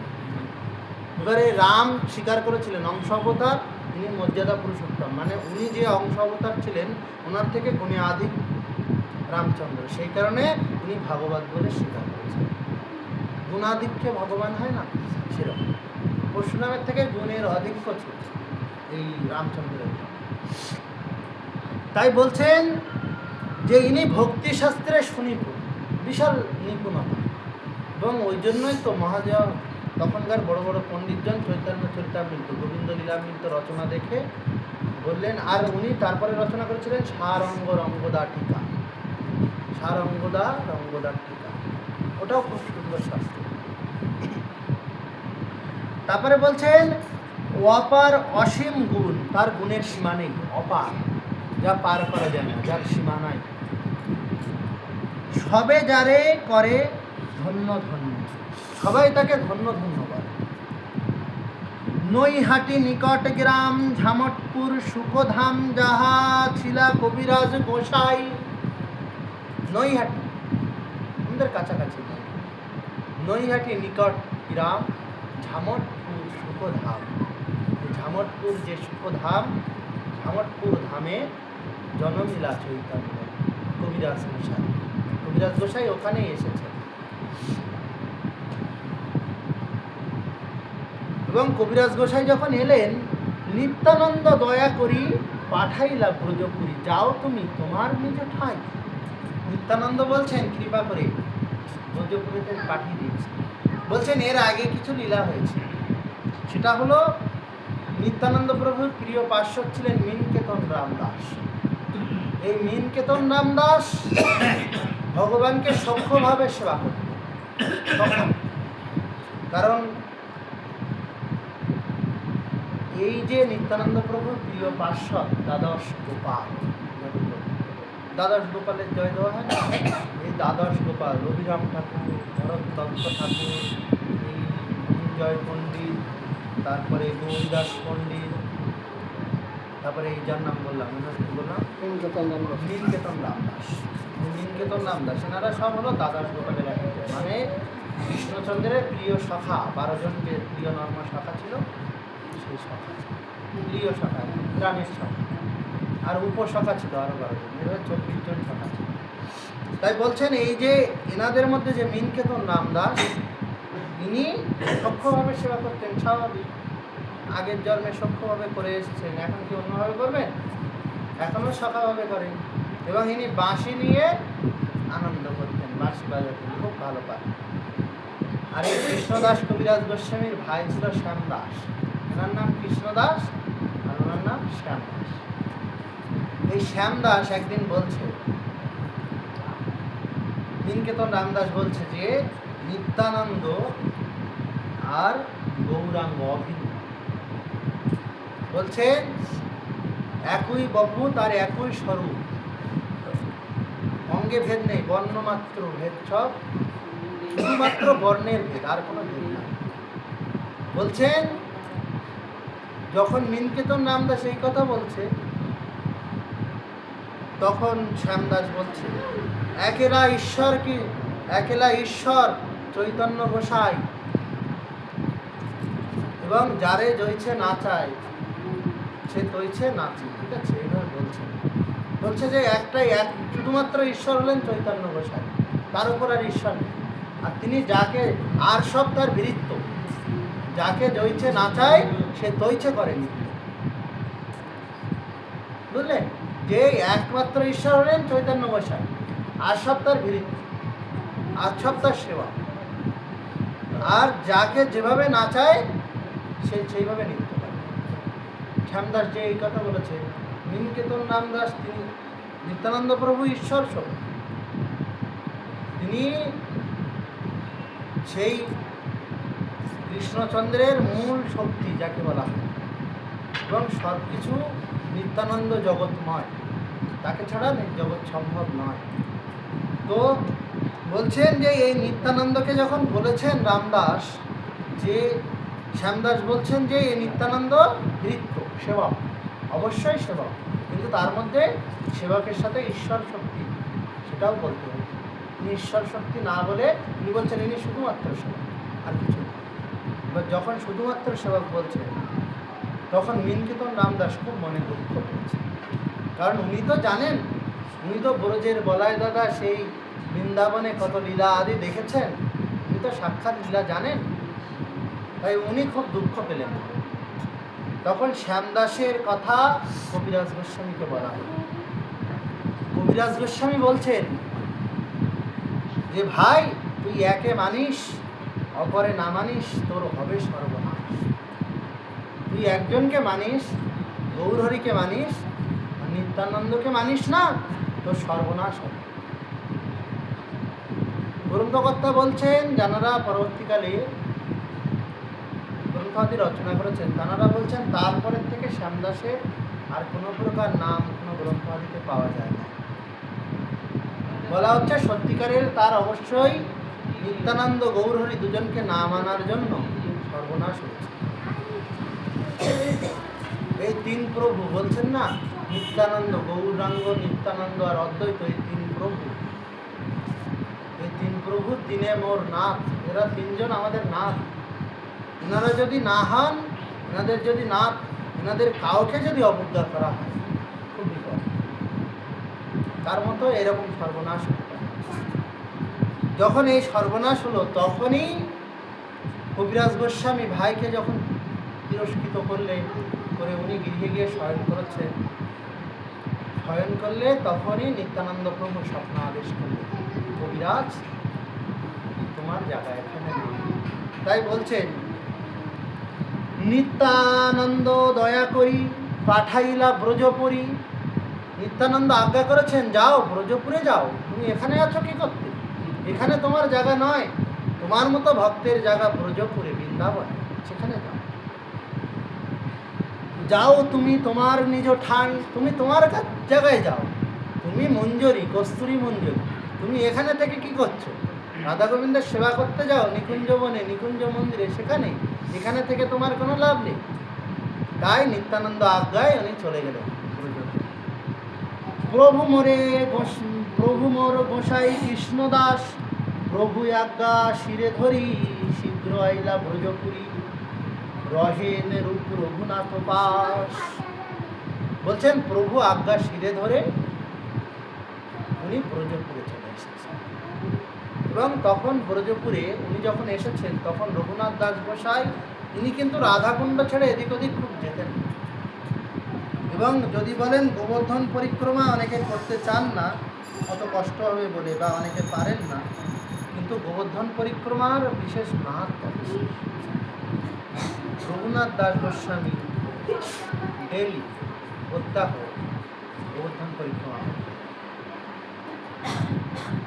কবিরাজ গোস্বামী পাদকরা যতদিন পেরেছিলেন করেছিলেন, একটা বয়সের পরে আর পারা যায়। তারপরে লোকনাথ গোস্বামী পাদ গিরিরাজ পরিক্রমা করতেন। এই গিরিরাজ পরিক্রমা করতে করতে তার সেবিত বিগ্রহ উনি পেয়েছিলেন, এবং সেই যাকে সেবা করতেন তার কাঁধে চড়েছে। একদিন কি হয়েছে, লোকনাথ গোস্বামী পাদ যাচ্ছে, লোকনাথ গোস্বামী না, ভূগর্ভ গোস্বামী, উনি পরিক্রমা করে যেতে যেতে একটু ভুলবশত পায়ে চোট লেগেছে, পা কেটে গেছে, অনর্গল রক্ত পড়ে। তখন সেটাকে কিছু দিয়ে বেঁধেছে, কিন্তু এত যন্ত্রণা হচ্ছে আর চলতে পারছে না, পাথরে কাটা খুব লেগেছে। তখন সেই দিনে ওইখানে বসে বসে গোবিন্দকে ডাকছেন আর বলছেন, হে গোবিন্দ, আজকে তোমার পরিক্রমা অপূর্ণ থেকে যাবে বলে যখন ক্রন্দন করছেন তখন দেখছেন অনেক সময় বাদে এক বলিষ্ঠ যুবক এসেছে। এসে বলছে, বাবা আপনার কি হয়েছে? হায় হায় হায় হায়, পা কেটে গেছে, কোথায় যাবেন? বলছে রাধাকুণ্ডে। বলছে, ও তা রাধাকুণ্ডে যাবেন, ঠিক আছে, তা কি করে যাবেন? বলছে হাঁটতে তো পারছি না, পা তো কেটে গেছে। তখন বলছে আমার কাঁধে, ওই কাঁধে তুলে নিয়ে অনেকে রাধাকুণ্ডে ছেড়ে দিয়ে চলে। তারপরে উনি সেবা করতেন, ওনার সেবিত বিগ্রহের নামটা মনে নাই, কিন্তু ওই বিগ্রহ সেবা করতেন, যার সমাধি মন্দির আজও রাধা দামোদর মন্দিরে বিদ্যমান। রূপ গোস্বামীর সমাধি মন্দির, তার সম্মুখে একটা বৃন্দাজি মতো করা আছে, দেখবেন ওটা হলো গর্ভ গোস্বামী পাদের সমাধি। বলছেন যে এইরকম গিরিরাজ পরিক্রমা মহাজনগণ করেছে, এবং যার সামর্থ্য আছে তাদের করা উচিত। গিরিরাজ সাধারণ কিছু নয়, সাক্ষাৎ শালগ্রাম এবং সাক্ষাৎ ভগবানের রূপ। রাধারানী বলেছেন যে, গোবিন্দ বলছেন, রাধে তুমি চলো ভুলোকে যাই। বলছে যত্র নাস্তি গোবর্ধন, যেখানে গোবর্ধন নাই, যেখানে যমুনা নদী নাই, যেখানে বৃন্দাবন নাই, আমি সেখানে যাই, আমি সেখানে থাকি না, আমি যাবো, তুমি যাও। তাই কৃষ্ণচন্দ্র বললেন, ঠিক আছে, আমি সব পাঠিয়ে দিচ্ছি। তাই সাক্ষাৎ গোলকের ব্রজধাম ভূলোকে অবতরণ করেছে, সেই গোবর্ধন সেই যমুনাকে ভূলোকে আনছে। তারপরে বলছেন যে প্রভু আজ্ঞা শিরে ধরি শীঘ্র আইলা ব্রজপুরী, রহেন রূপ রঘুনাথ পাশ, রূপ রঘুনাথের কাছে থাকতো। একে নিত্যানন্দ শক্তি তাহে প্রগাঢ় ভক্তি, তাহে রূপ রঘুনাথ সঙ্গে। শক্তি দেখেন কিরকম, সাধারণ শক্তি নয়, একে নিত্যানন্দ শক্তি, একেবারে নিত্যানন্দের আজ্ঞা, নিত্যানন্দের কৃপা নিয়ে এসেছে, নিত্যানন্দের শক্তিতে শক্তিমান। তাহে প্রগাঢ় ভক্তি, তার মধ্যে আবার বিশাল ভক্তি, তার তুলনায় ভক্তি কল্পনা করা যায়। তাহে প্রগাঢ় ভক্তি। তারপরে কি বলছেন, তারপরে দুটো মহা মহা অস্ত্র আছে তার সাথে, যে তাদের কৃপা হলে আর কিছু লাগে না। রূপ রঘুনাথ সঙ্গে, তাদের সাথে আবার রূপ রঘুনাথ আছে। রূপ গোস্বামীকে তার সম্বন্ধে একটু না বললে অপূর্ণ থেকে যায়। বলছেন শ্রী চৈতন্য মনোভীষ্টম, যিনি শ্রী চৈতন্য দেবের মনোভীষ্টকে জগতে প্রেরণ করেছেন, জগতে দিয়েছেন জগৎবাসীর জন্য। শ্রী চৈতন্য মনোভীষ্টম স্থাপিতং যেন ভূতলে, স্থাপন করেছেন ভূতলে গ্রন্থের মাধ্যমে। স্থাপিতং যেন ভূতলে সোহয়াং রূপং পদামজ্জম দদাতি সপদান্তিকম। আমি সেই রূপ গোস্বামীর চরণ বন্দনা করি, যিনি শ্রী চৈতন্য মহাপ্রভুর মনের অভীষ্টকে জগতে দিয়েছেন। তার পদাঙ্ক আমরা গ্রহণ করি। অন্য কারোর সম্বন্ধে এহেন শ্লোক নাই যে মহাপ্রভুর মনের বার্তা জগৎকে দিয়েছেন, ইনি একমাত্র দিয়েছেন। ইনি শ্লোক লিখেছিলেন, অনার্পিত চরিঞ্চিরাত করুণায় অবতীর্ণ কলম সমার্পয়াতুমুন্নত উজ্জ্বল রসং সভক্তি শ্রিয়ম হরিপুরাট সুন্দর কদম্ব দূতি সন্দীপিত সদা হৃদয় কন্দরে স্ফুরত বসচি নন্দন। মহাপ্রভু বলছেন, কি লিখেছো, এটা কি সম্ভব? এটা আগে ফেলে দাও। ভক্তেরা বলছে যে প্রভু আপনার সম্বন্ধে কি লিখেছে আপনারা জানতে হবে। রূপ গোসাই তুমি যে এত সুন্দর একখানা শ্লোক দেবে আমরা কোনোদিন ভাবি, এরকম শ্লোক জগতে পাওয়া যায়। এরকম এই একখানি শ্লোকের মধ্যে সমগ্র চৈতন্য চরিতামৃতের সারমর্ম। বলছেন যে এই একখানা শ্লোকে ভগবত নির্ণয় যাকে বলা হয়, যে কে ভগবান তাকে সঠিকভাবে বোঝা যায়। তিনি কেন এসেছেন, কেন গৌরহরি, কেন এত কৃপাময়, এই শ্লোকের সঠিকভাবে যদি ব্যাখ্যা করা যায় বোঝা যায়। তাই বলছেন যে যখন এই শ্লোক রূপ গোস্বামী পাদ দিলেন তখন বলছেন, তারপরে উনি আরেকটা শ্লোক দিয়েছিলেন, তুণ্ডে তাণ্ডবিনী রতিং, মানে আমাদের তুণ্ড আছে না জিহ্বা, তুণ্ডে তাণ্ডব করে কি কৃষ্ণ বর্ণাদ্বৈ। কৃষ্ণ নামের যে দুটো বর্ণ আছে কৃষ্ণ, এই দুটো বর্ণ তুণ্ডে তাণ্ডব করে, অর্থাৎ জিহ্বায় সর্বদা নৃত্য করতে থাকে, করে না? হরে কৃষ্ণ জিহ্বা কি নাচছে নাকি বসে আছে? এই তুণ্ডে তাণ্ডবিনী রতি, এই শ্লোক যখন মহাপ্রভুকে রচনা করেছিলেন তখন মহাপ্রভু রূপকে জড়িয়ে ধরে বলছেন, রূপ এত সুন্দর শ্লোক কোথায় পাইলে? এই শ্লোক কোথায় পেয়েছো? তোমার যে মুকুতার মতো যেমন লেখনী, তেমন তোমার আমার মনের ভাব তুমি যেন সাক্ষাৎ প্রকাশ করেছো শ্লোকের মাধ্যমে। হা হা হা হা। আর ওই যখন বলেছেন আমার মনের ভাব, তখন এই মহাজনগণ এই শ্লোক রচনা করলেন যে শ্রী চৈতন্য মনোভীষ্ট, শ্রী চৈতন্য দেবের যিনি মনোভীষ্ট জগৎকে দান করেছেন তিনিই রূপ গোস্বামী পাদ, সাধারণ কেউ নয়। তিনি ভক্তি রসামৃত সিন্ধু, উজ্জ্বল নীলমণি, বড় বড় মহারত্ন জগতের জন্য দিয়েছেন। এবং দাস গোস্বামী পাদ, যিনি মহাপ্রভুর সাক্ষাৎ 16 বছর অন্তর্ধান লীলা, শেষ লীলা, 18 বছর পুরীধামে ছিলেন, তার মধ্যে লাস্ট 16 বছর উনি দর্শন করেছেন, সমস্ত লীলা উনি জানেন। এবং কৃষ্ণদাস কবিরাজ গোস্বামী এনার গুরুপাদ পদ্ম বলতে পারেন রঘুনাথ দাস গোস্বামী। তিনি অদ্বৈত বংশ বা অদ্বৈত প্রভু কৃপা প্রাপ্ত ছিলেন। তিনি যার কাছ থেকে দীক্ষা গ্রহণ করেছিলেন তিনি অদ্বৈত প্রভুর কৃপা পাত্র। তাই বলছেন এই কবিরাজ গোসাই এহেন মহাজন, যিনি কার কাছে দীক্ষা নয়, ওটা বড় কথা নয়। বড় কথা হলো যে কার কৃপা পেয়েছেন, সেই গৌর আনা ঠাকুরের, যে গৌরকে নামিয়ে এনেছে সেই গৌরকে কি কম ভালোবেসেছে? কম ভালোবাসলে কি তাকে ডেকে আনতে পারত? বলছেন না, যাহারও প্রীতি আওয়ালো তুরিতে, যা এমন প্রীতি দেখিয়েছেন, এমন তাকে ভালোবেসেছেন যে হয়তো ভাবছিল অনেক দেরি করে যাব, কিন্তু তাড়াতাড়ি এসেছে। তাই বলছেন মহাজনগণ, মহাপ্রভু বলছেন, সুতিয়া ছিনু আমি ক্ষীরোদ সাগরে, ডাকিয়া আনিল মোরে নাড়ার গ্রহণকারী। শুয়েছিলাম ক্ষীরোদ সাগরে, কিন্তু আমাকে থাকতে দিল না, আমার সিংহাসন টলিয়ে দিয়েছে, দিয়ে ডেকে ডেকে এনেছে। ওই নাড়াকে ডাক, আগে আমি কৃপা করি, আগে তার কৃপা করার দরকার। কৃপা তার কম নাই, কিন্তু তবুও মহাপ্রভু কৃপা করছেন, যে তার জন্যই তো জগৎবাসীর এত আনন্দ, নাহলে তো আর আমি আসতাম না। তাই বলছেন যে এইখানে রূপ রঘুনাথ গোসাই, তাদের মতো মহাশক্তি আছে তার সাথে। একে প্রগাঢ় ভক্তি, তারপরে নিত্যানন্দ শক্তি, তারপরে সঙ্গে রূপ রঘুনাথ, আর তার সাথে অষ্টগোস্বামীর কৃপা। তারপরে বলছেন রাধা কৃষ্ণ লীলা হয় গৌর লীলায় অভিমত, রাধা কৃষ্ণ লীলা যত গৌর লীলা অভিমত, ভাসেন গোসাই দুই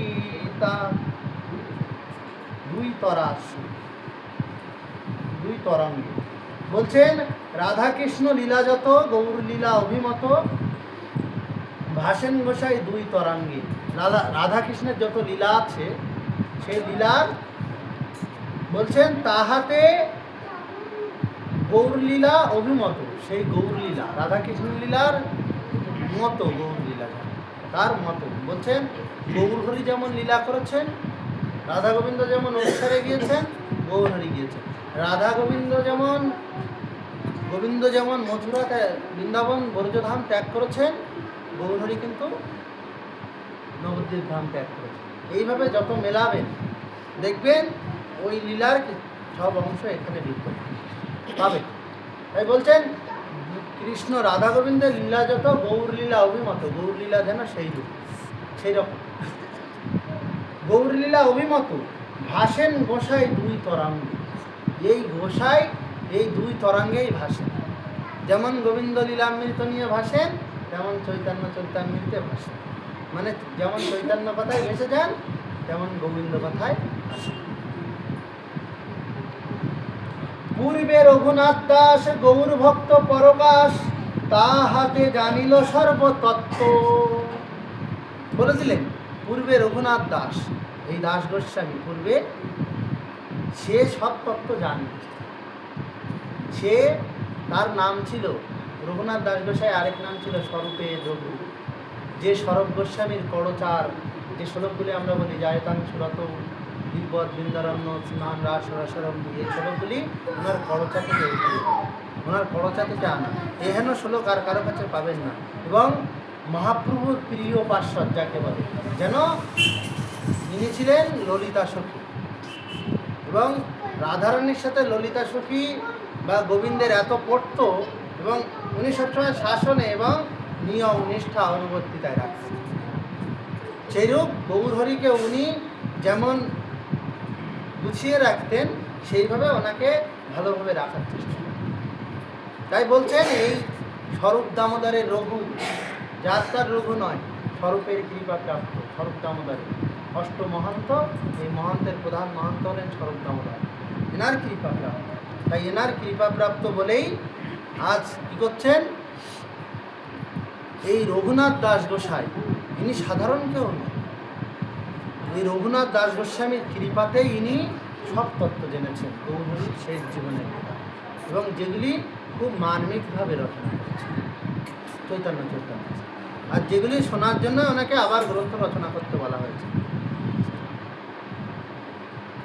ভাষে তাহাতে জানিল সর্বতত্ত্ব, দেহ বড় দয়া করি গোসাইয়ের হাতে ধরি জানাইলা সকল মাহাত্ম্য।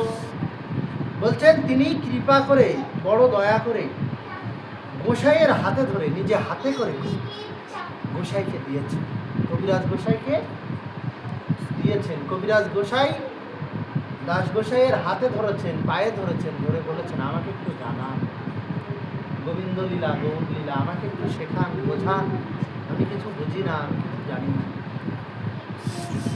এই বলে বলে তাহাতে সে জানে, বলছেন জানাইলা সকল মাহাত্ম্য। কি কি মাহাত্ম্য আছে, কি গুণ, কি কি কোন কি পণ্ডিত্য বা কি বিচার বুদ্ধি কি করতে হবে, সব কিছু জানিয়েছে, কোনো কিছু বাদ রাখে। গোসাই রূপ সনাতন বড় বিজ্ঞ দুইজন, ভট্ট যুগ শ্রীজীব গোসাই।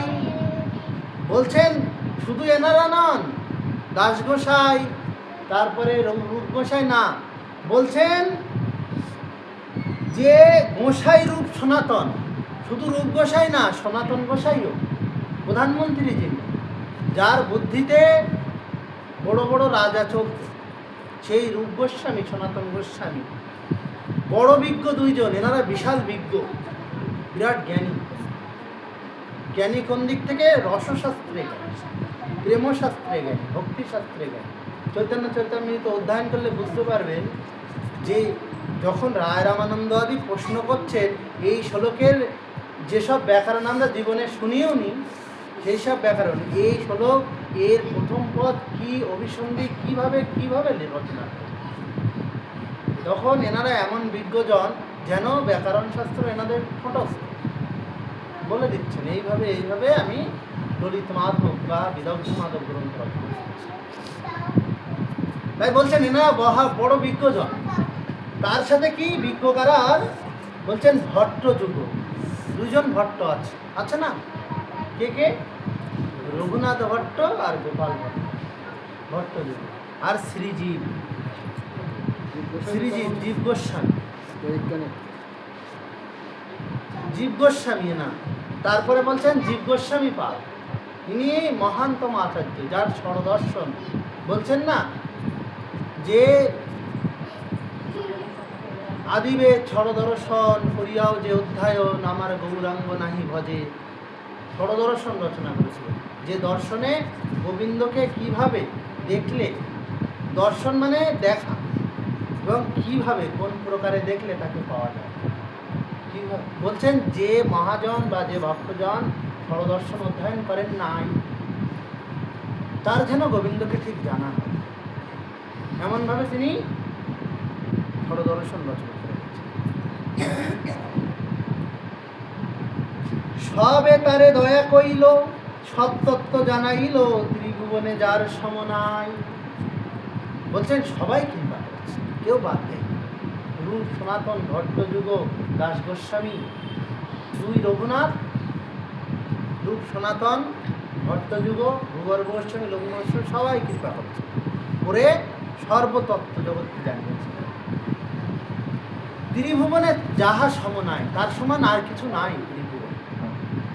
সেই সূত্র ভিত্তি করি নিজ গ্রন্থে বিবরি, সেই সূত্র যা জেনেছেন স্বরূপ দামোদর আদি, তাদের মুখের যে বাণী, মহাপ্রভুর কথা, কবিরাজ গোস্বামীর কথা, কবি কর্ণপুর গোস্বামী তিনিও বড় কৃপা করেছিলেন, তিনি অত্যন্ত ভালোবাসতেন কবিরাজ গোস্বামী। তাই বলছেন যে তাঁরাও এসেছিলেন, এসে কি করেছেন? বলছেন সেই সূত্র ভিত্তি করি। এই চৈতন্য চরিতামৃত গ্রন্থের নাম কোথা থেকে নেওয়া হচ্ছে? বলছে চৈতন্য চরিতামৃত নাটক রচনা করেছিলেন কবি কর্ণপুর গোস্বামী, যিনি মহাপ্রভুর সাক্ষাৎ কৃপা। তার মতো কৃপা হয়তো গৌরহরি আর কাউকে করেন। পায়ের আঙুল চুষে ছিল এবং বলছে রসিকজন যে সেই আঙুল থেকে যেন দুগ্ধ, কোনোদিন আঙুল থেকে দুগ্ধ বার হয় সম্ভব, কিন্তু সেই আঙুল থেকে যেন দুগ্ধ বার হয়। বলছে ওই দুগ্ধ যাতা নয়, ওই দুগ্ধ ভক্তি শাস্ত্রের যে প্রেম রস, নিগুড় রস যেন উনি আস্বাদন করে মাত্র দিয়েছেন। এবং উনি যে প্রথম যে শ্লোকখানি রচনা করেছিলেন অদ্ভুত শ্লোক।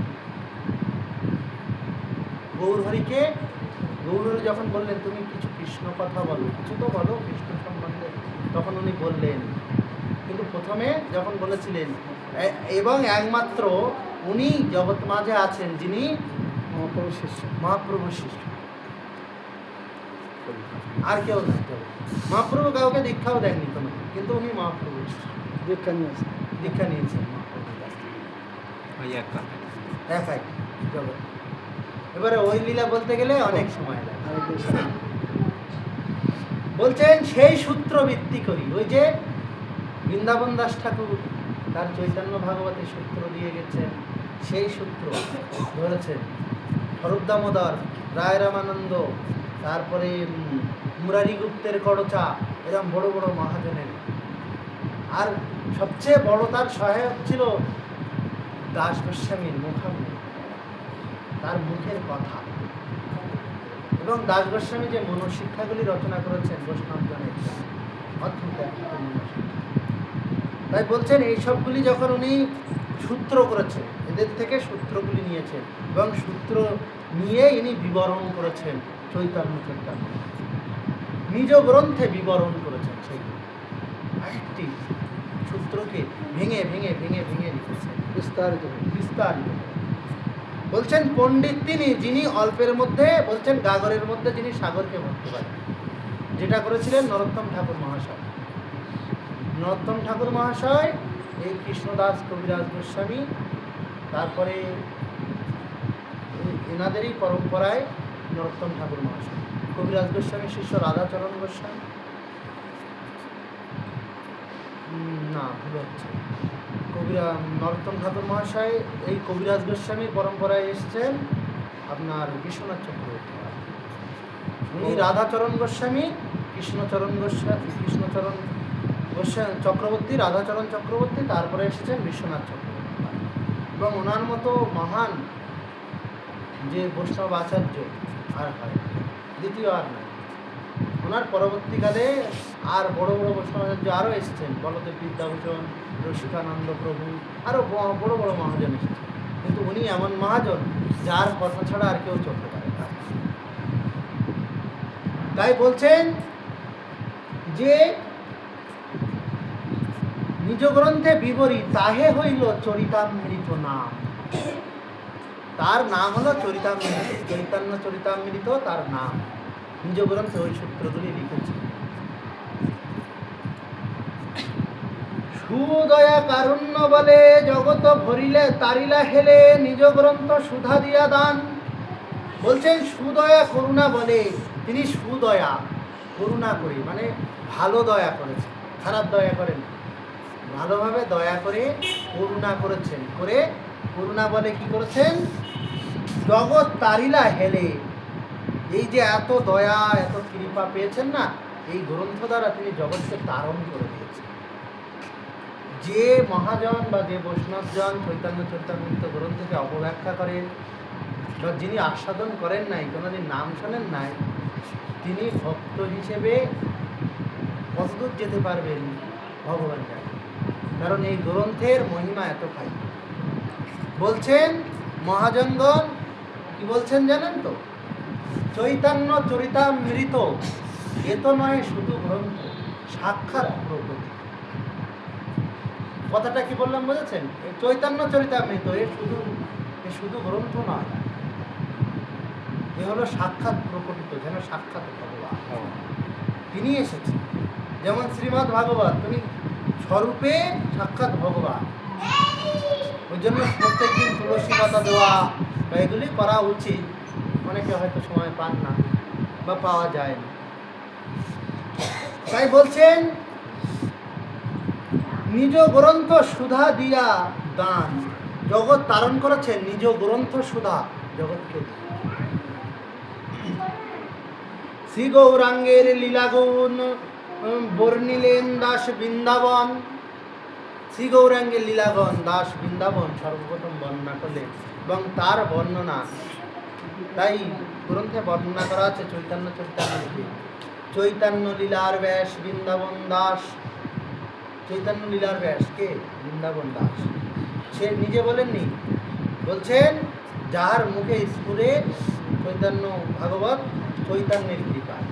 যার মুখে চৈতন্য ভাগবত স্ফুরণ হচ্ছে কার কৃপা? চৈতন্যের। আমরা আস্বাদন করেছি চৈতন্য ভাগবত, আগে চৈতন্য ভাগবত আস্বাদন করে তারপর চৈতন্য চরিতামৃতের কথা অদ্ভুত।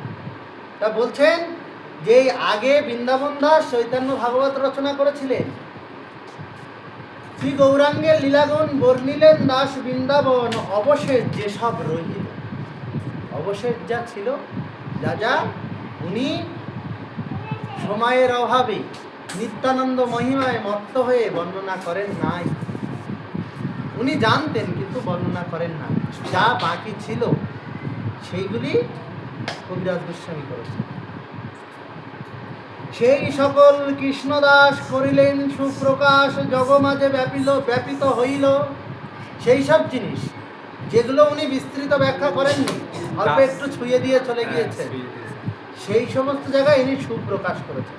এমন সুন্দরভাবে, এমন রসিকভাবে, এমন সুবক্তায়, এমন পাণ্ডিত্যভাবে ব্যাখ্যা করে গেছেন না, যে পড়লে মনে হয় আহা কি সুন্দর।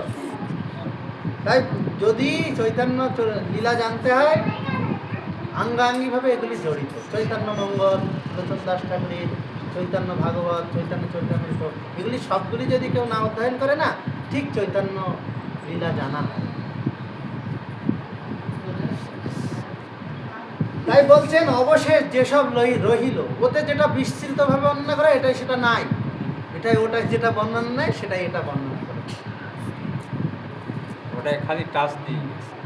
যে সকল কৃষ্ণদাস করিলেন সুপ্রকাশ, জগমাঝে ব্যাপিত হইল, সেই সব কথা জগমাঝে প্রকাশ করেছে। কবিরাজের পয়ার তাতে সমুদ্র সার, অল্প অজ্ঞে বুঝিবারে নারে। কবিরাজের পয়ার আমি দেখে না পড়েও বলতে পারতাম, ঠিক আছে। চৈতন্য কবিরাজ গোস্বামীর জীবন অনেক কিছু বলা হচ্ছে না, কিন্তু মহাজন যে কথাগুলি বলে গেছে ওইরূপ ভাষা হবে আর হয় না। এটি লিখেছেন মুকুন্দ, কবিরাজ গোস্বামীর শিষ্য মুকুন্দ দাস। কবিরাজ গোস্বামী প্রাণপ্রিয় একখানা শিষ্য ছিল, সেগুলো মুকুন্দ। এবং উনি প্রথমে যখন চৈতন্য চরিতামৃত জীব গোস্বামী পাদ জগতে প্রকাশ হতে দেন নাই, চৈতন্য চরিতামৃত মাহাত্ম্য বৃদ্ধির জন্য, তখন এই মুকুন্দ প্রাণে বাঁচিয়েছিল। ওই জন্য মুকুন্দ দাস নিজের গুরুদেবের সম্বন্ধে অদ্ভুতভাবে বর্ণনা করেছেন। বলছেন এই মুকুন্দ কি বলছেন, কবিরাজের পয়ার, উনি যে পয়ারগুলি রচনা করেছেন, ছোট্ট ছোট্ট পয়ার, এই পয়ারগুলি বলছেন কবিরাজের পয়ার ভাবের সমুদ্র সার। একটার মধ্যে এমনভাবে ভাব ভক্তি ভরা না, সমুদ্র তো, যেসব ভাব অল্প অজ্ঞে বুঝিবারে নারে। যারা অল্প অজ্ঞ, অল্প বোঝে, তারা বুঝতে পারে না। বুঝতে গেলে অজ্ঞ করতে হবে, অজ্ঞ। তাই বলছেন যারা উত্তম ভক্ত তানারা ভাগবতে, শাস্ত্রে, সিদ্ধান্তে সুনিপুণ, তারপরে ভাগবতে, ভাগবত সেবায় অনুভব, সাক্ষাৎ অনুভব লাভ করে, এবং শাস্ত্রের সিদ্ধান্তে সুনিপুণ যারা হন তারা হলো উত্তম ভক্ত। মধ্যম ভক্ত হলো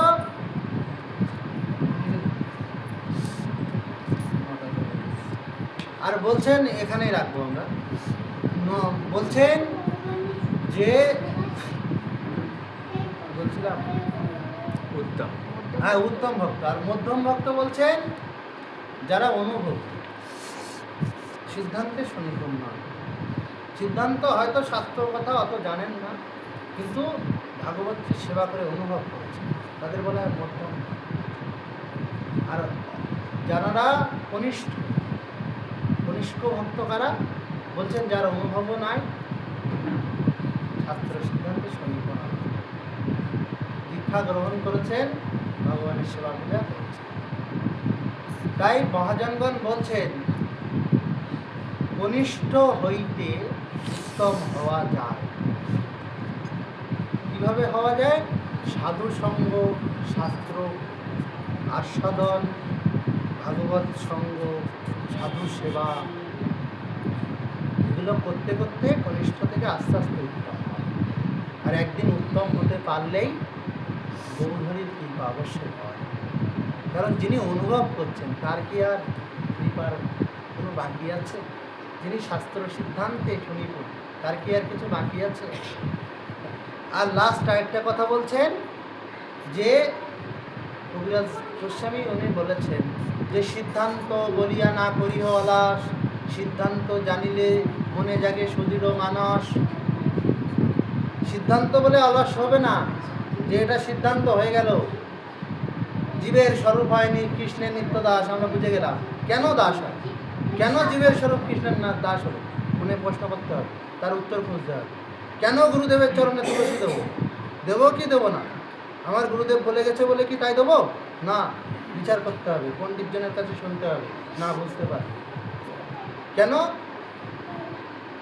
পণ্ডিতজন ধরেন গুরুদেব ভুল করেছেন, তিনি অত জ্ঞানী ছিলেন না, গুরুদেবকে জ্ঞানী ছিলেন না বলা যায় না। তবুও সবাই তো আর জ্ঞানী হন না, অনেকে ভাবের ভক্ত হন, অনেকে জ্ঞানের ভক্ত হন না, বলা যায় না। তবুও যেটা সিদ্ধান্ত, যেটা সঠিক, সেভাবে পালন করা কর্তব্য। শাস্ত্র যুক্তি এবং তার সাথে সাধু, সাধু শাস্ত্র গুরু, এই তিনটেকে মিলিয়ে মিশিয়ে একসাথে করতে হবে না? শাস্ত্রের সাথে সাধু গুরুর কথায় মিল নাই, ঠিক মিল হচ্ছে না, তখন কি গুরুর কথা মানা যাবে? বলছেন সে গুরুর কথা তুমি মেনো না, যার শাস্ত্রের সাথে হ্যাঁ সব কথা, কিন্তু যে কথাটা ভুল বলছে সেই কথাটা কমসে কম মেনো না, আরগুলো মানো। কারণ শাস্ত্র এমন জিনিস, শাস্ত্র ছাড়া চললে, বলছেন যে আমরা কাকে অনুসরণ করব? ঈশ্বরের প্রভুপাদ আচার্যকে বলছেন শাস্ত্রা সেহেস দ্যাট, শাস্ত্রে যা লেখা আছে তাই অনুসরণ। কে বলেছে কি ওসব জানতে হবে, শাস্ত্রে যেটুকানি বলা আছে সেটুকানি মানো, সেটুকানিকে করো, কারণ শাস্ত্রেই সঠিক আছে। মানুষের একজনের কানে যদি আপনি সুঁচ বলতে দেন, এটা একটা খেলা, খেলাটার নাম ভুলে যাচ্ছে, এখানে আমি সুঁচ বলতে বলবো, সবার কানে কানে কানে কানে বলতে হবে, এখান থেকে ঘুরে আসলে ওই সুঁচটা ছুঁচো, ঠিক আছে? ওই রকম অনেক মহাজনগণ ভজন সাধনা করেছেন, যেমন গীতা ভগবান সাক্ষাৎ বলেছিলেন কত কোটি বছর আগে সূর্যদেবকে, সেটা আবার লুপ্ত হয়ে গেল, আবার অর্জুনকে বলেছেন। পরিবর্তন হচ্ছে কেন? হচ্ছে, ওই রকম পরিবর্তন হবে। তাই শাস্ত্রের ওটা পরিবর্তন হয়, কারণ ধরেন কোনো শ্লোক সামান্য ভুল আছে, পণ্ডিতজন কী করেন ওই শ্লোককে ঠিক করে দেন। যেমন অনেকে আমাদের বলেন যে বৃন্দায় তুলসীদেব বই প্রিয়ায় কেশবাশ্বাচ কৃষ্ণ ভক্তি দেবী সত্য হতে নন, কোনো শাস্ত্রে পাবেন না কৃষ্ণ ভক্তি, সব জায়গায় লেখা বিষ্ণু ভক্তি, সব জায়গায় পাবেন কি বিষ্ণু ভক্তি। গ্রন্থাদিতে পড়ে দেখবেন কোথায় আছে কৃষ্ণ ভক্তি, কিন্তু আমরা কি বলি বিষ্ণু কৃষ্ণ, ওই বিষ্ণু ভক্তি যায় আমরা বলি কৃষ্ণ ভক্তি। কেন? এটাই সিদ্ধান্ত করে করতে হবে, সিদ্ধান্ত বলে চলে গেছে, কেন হলো সেটা আমাকে জানতে হবে। ঠিক আছে, এখানে আমরা রাখলাম, পরের দিনে যদি একটুখানি হয় হবে, ঠিক আছে? আমার ঈশ্বর শ্রদ্ধা করি ভাগবত কথা সেই শুনে যেই জন অন্তিমে লবে সেই গোবিন্দ চরণ। বাঞ্ছা কল্পতরুভ্যস্য কৃপা সিন্ধু বৈবচ পতিতানাং পাবনেভ্যো বৈষ্ণবে ভো নমো নমো। শ্রাতাং শ্রাতাং নিত্যং গায়তাং গায়তাং মুদা সিদ্ধতাং সিদ্ধতাং চত্ত পুণ্যশ্রী চৈতন্য চরিতামৃতম। হরে কৃষ্ণ কৃষ্ণ কৃষ্ণ হরে হরে, হরে রাম রাম রাম হরে হরে। জয় জয় নিতাই গৌর প্রেমানন্দে হরি ওম। এটা আছে কত কথা? 70-100। সবাই হাত জোড় করুন। দামোদর অষ্টক সত্যব্রত মুনি বিরচিত। বলছেন সবাই হাত জোড় করুন। কই হাত জোড় করছেন? কই হাত জোড় করে বলুন, নমামি ঈশ্বর দেব দামোদর সচ্চিদানন্দকায় কর্ণেতে কুণ্ডল করে ঝলমল গোকুলেতে শোভা পায়। যশোদা ভয়েতে মধু ফল হতে নামিয়া দৌড়ায় যায় অতি বেগ ভরে গোপী জালে ধরে ভক্তি ডোলে বান্দে মায় প্রফুল্ল কমল নয়ন যুগল রন্ধনে বইছে ধারা থাকিয়া থাকিয়া মুছিতেছে ননিচুরা মায়ের তরসে চাহে দিশে দিশে ঘন ঘন শ্বাস বহে লেখা অঙ্কিত কণ্ঠে অবস্থিত আরাধিত দিচ্ছে তাহে সে প্রকার মিলায় আপনারই মন হরে তা দিয়ে ডুবায় কুঞ্জনা আনন্দেরই সরোবরে তার তত্ত্ব জানে এই সব জানে তাদিকে প্রকাশ যিনি আমি ভক্তাজিত তাহাতে প্রেমত কতবার বন্দে বরেশ্বর দেব দিতে সে পারো কিছু নাহি চাই মুখ বোধি বড় করুণা অবিরত ভগবান আমার হৃদয়ে আবির্ভূত অন্যবারে কাজ নেই কোনো শুনি বক্রকুন্তল রেখেছে মুখতরি শূন্য শতদলে দলে দলে বসিয়াছে যেন গিরি নিন্দিয়া রঙ্গিয়া চুম্বে বারে বারে আমার হৃদয়ে আবির্ভূত লক্ষ লাভ যাক ছাড়ে দেব দামোদর অনন্ত ঈশ্বর প্রণমী পোষিত প্রভু বিবিধ দুঃখের উত্তর সাগর উদ্ধার নাহি কবু তাহাতে নিমগ্ন ওই অতিদিন কৃপা দৃষ্টি বৃষ্টি করি বিষ্ণু হে উদ্ধার অনুগ্রহ করে ওকে দেখা দাও হরি যে জনবন্ধনে আছে সে কখনে অন্য মচিবারে নারে বিগত রয়ে এর তনয়ে যে প্রভু মুক্তি করে তারা অভাজন ভক্তির ভাজন করি দেখে দামোদর আমাদের তেমতি দাও প্রেম ভক্তি মুক্তি যত্ন নাহি উছলি কান্তিগুলি পড়েছে যায় এমতি তোমার বারে বার নমস্কার হে প্রভু তোমার বিশ্বের আধার করে নমস্কার তব প্রিয়াধিকার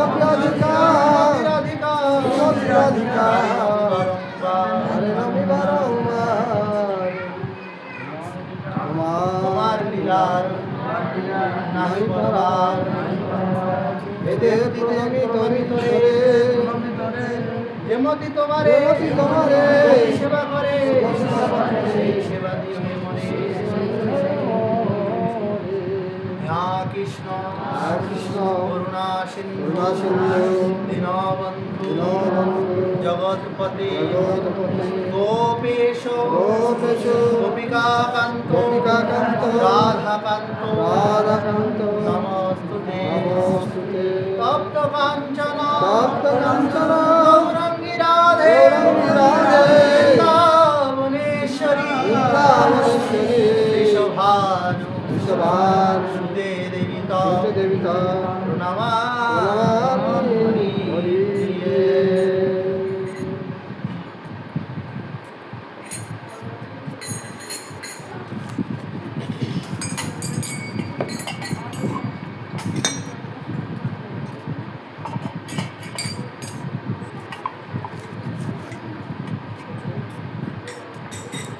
কাগজে বাজার শুরু করো